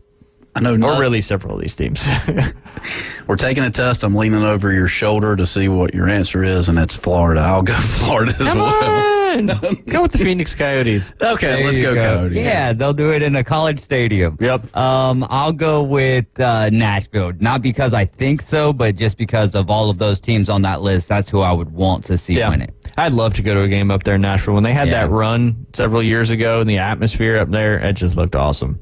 It looked awesome. But it's crazy to think about how many of these franchises have never won a championship. And would you have thought that MLB would have been the smallest amount of teams that have not? Yeah, that's interesting. Do you think that's because of the length of the season, so it allows for more parity? Yeah, I agree with that. Because NBA and the NHL are both 82-game seasons. NFL is currently an 18-week. You play 17 games. And then I think that's all of them. And I feel like MLB's been around a lot longer than any other sport. I mean, it's America's pastime, right? So, I mean, there's probably more opportunity there. That's my logic on it. Yeah. No, I like it. Very sound logic there. Yeah. Yeah. Mark it down. Right. What time is it? Right. Yeah, what is it, March 10th? Is it March 10th? No, it's the 11th. Oh, it's the 11th. It's flying by. It is St. Patty's Day this Sunday. Yeah. Pick an Irish driver, if there is one. You think there's an Irish driver? I looked it up earlier. I couldn't find one that's currently on the circuit, so... Dang. You can go to F1, though, and find one. Oh, yeah. Absolutely. There's your bet. That's it. It happens. Yeah. The luck of the Irish. Aaron Gobral. Corned beef and cabbage. You got any St. Patty's Day plans at all? Do you just... No? No, we'll try to track down some corned beef. There you go. And some cabbage. I just can't eat the potatoes, but I love potatoes. Yeah. Be good. Corned beef. I mean, it's not the best. Yeah. But is hog jaw? Yes. Yeah. Yes, it is. Salty. Yeah. It is salty. It is salty. It also depends on where you're getting it, who cooks it. Right. But cabbage with some butter and some salt, and you have the little capers in there. Whew, good stuff. Good stuff. All right, some local scores from Friday. Mosley was taking on Central High, who was 12-1. They lost a tough one. I forget the team they played. 3-2 up there against Central. Mosley falls to 2-5 on the season in varsity baseball. On the softball side of things, you had Wakulla Christian School, who's now 6-0, beat Rutherford 18-3. Rutherford now falls to 1-6 on the season. North Bay Haven continuing their great season on the softball side of things, winning 15-2 against 5-4 Walton. They now are 6-2 on the season. In varsity baseball, Bay beat Rutherford in a barn burner, 13-12. Bay is now 4-3 on the season. Rutherford falls to 2-3. And then Mosley also played another game that same day. Might have been a makeup game, but they lost that one to Smith Station 14-0, dropping them again. It was their 2-5 on the season. Got some good action coming up tonight on the softball side of things. You got Bay at Mosley. Bay is 4-3. Mosley's 3-5. Anderson County, who has, I guess, not played a game this year, according to Max Preps, is playing North Bay Haven over there at North Bay Haven, who is 6-2. You got Vernon at Rutherford, 4-1 Vernon, 1-6 Rutherford, and then Bozeman baseball trying to stay undefeated and go 8-0 against Fleming Island, as they will be hosting them today. Very cool. You got your first camp of the spring season coming up this afternoon? It's happening this afternoon from 4 to 5. Nice. What are y'all going to be working on? Driving, chipping, and putting. No rhythm and balance? No rhythm and balance today. What? Yeah, no Come rhythm. on. Yeah, well, every day's rhythm and balance. That's true. Yeah. That's true. So, you guys stretch beforehand? Not today, but typically we will. Okay. Why are you not stretching today? Well, I mean, it's only an hour. I get it. Yeah, but they do say stretching is like the most important thing in sports. It is. We're just, first day of camp. You got check in. You got, That's all a this lot of admin work. There is no time for stretching. That's right. Yeah, we got to get right to it. No time. They're gonna stretch after it. Like the final thing that they do is stretch it. Not today, just after the camp's over. Hey, you should stretch afterwards too. Yeah, probably good for you. Yeah. But you've got a big group? Huge group. How many? 22 kids. And what's the age group? Anywhere from 7 to 13. Phew. So, yeah, it'll be. I think it's nice outside. It will be nice. I got Coach Michael Shears coming to help. Coach Mark good. Douglas. Oh, you got 3. Yes. Good. Yes. Oh, good, because that's a lot of kids. That is a lot of kids. Just a little over that 7-to-1 ratio there. Yeah, right. But you're getting it to a 7-to-1 ratio by splitting up in 3 groups. I am. Different stations working on some different things. We'll go 10 or 15 minutes and we'll flip, and hopefully we'll have a driver, pitching wedge, and putter in these kids' hands for almost an hour this afternoon. Nice. So it'll be good. Yeah, and you got daylight savings time now, so yes, goes all the way till 6:48 was the sunset time yesterday. Right there, as David Hayes witnessed it going below the horizon. Go look for that green flash where you're out there. Yeah, no kidding. Does it have to be over the Gulf? I think so. It does have to be over the Gulf. Because it's pretty hard to see the horizon if you're looking at not the Gulf or any other ocean. True. Or unless you're out in the plains, but we're not out in the plains. Yeah. Oh, I can't imagine. There's probably Tornado Alley going on out there right now. There's been some stuff. It's that time of year, hot and cold, hot and cold, hot and cold. Yeah. But looks like we're going to have a nice week. Also got to give a shout out. It's the first middle school track meet this afternoon at 3 p.m. over there at Tommy Oliver Stadium. And University Academy will be representing. And I think Ryan's going to run the 800. So nice. Excited to watch that, and wish that's my first time ever going to any of these track things. So excited to see what they bring to the table. Absolutely. They do field events. They do high jump. They do long jump. They do shot put. They do discus. I don't think they do the javelin, and I know they don't do the pole vault. So Ryan's doing the 800, just the 800? Just the 800, yep. Okay. Which is a half a mile. 2 times around that track. Wow. What would be a good time for her at that? I have no idea. And I'm We'll not going to find out this speculate afternoon. to make myself look dumb. Can you do 2 laps around the track? 15 seconds. Yeah, right. And that's why I didn't say anything. I know I can walk a mile in about, 8? Is it 8 minutes? Or 6? That's a fast mile walking. Okay. I walked 2-something miles last night, and my first one was like 17 minutes. My second one was 15. Yeah, that sounds more right. Yeah. Yeah. You're walking with the arm. If you're walking a mile in 8 minutes, you're doing the speed walking. Yeah. That's for sure. I love watching people speed walk. Is that what you do in It's your free time? fantastic. I love it. I like it. We're going to end the show on that one, Jay. We'll be back tomorrow. We'll have Doc A on the line. Don't forget the afternoon underdogs coming up this afternoon. If you want to get in on that ESPN bracket challenge, just head over to ESPNPC.com. We'll see y'all tomorrow.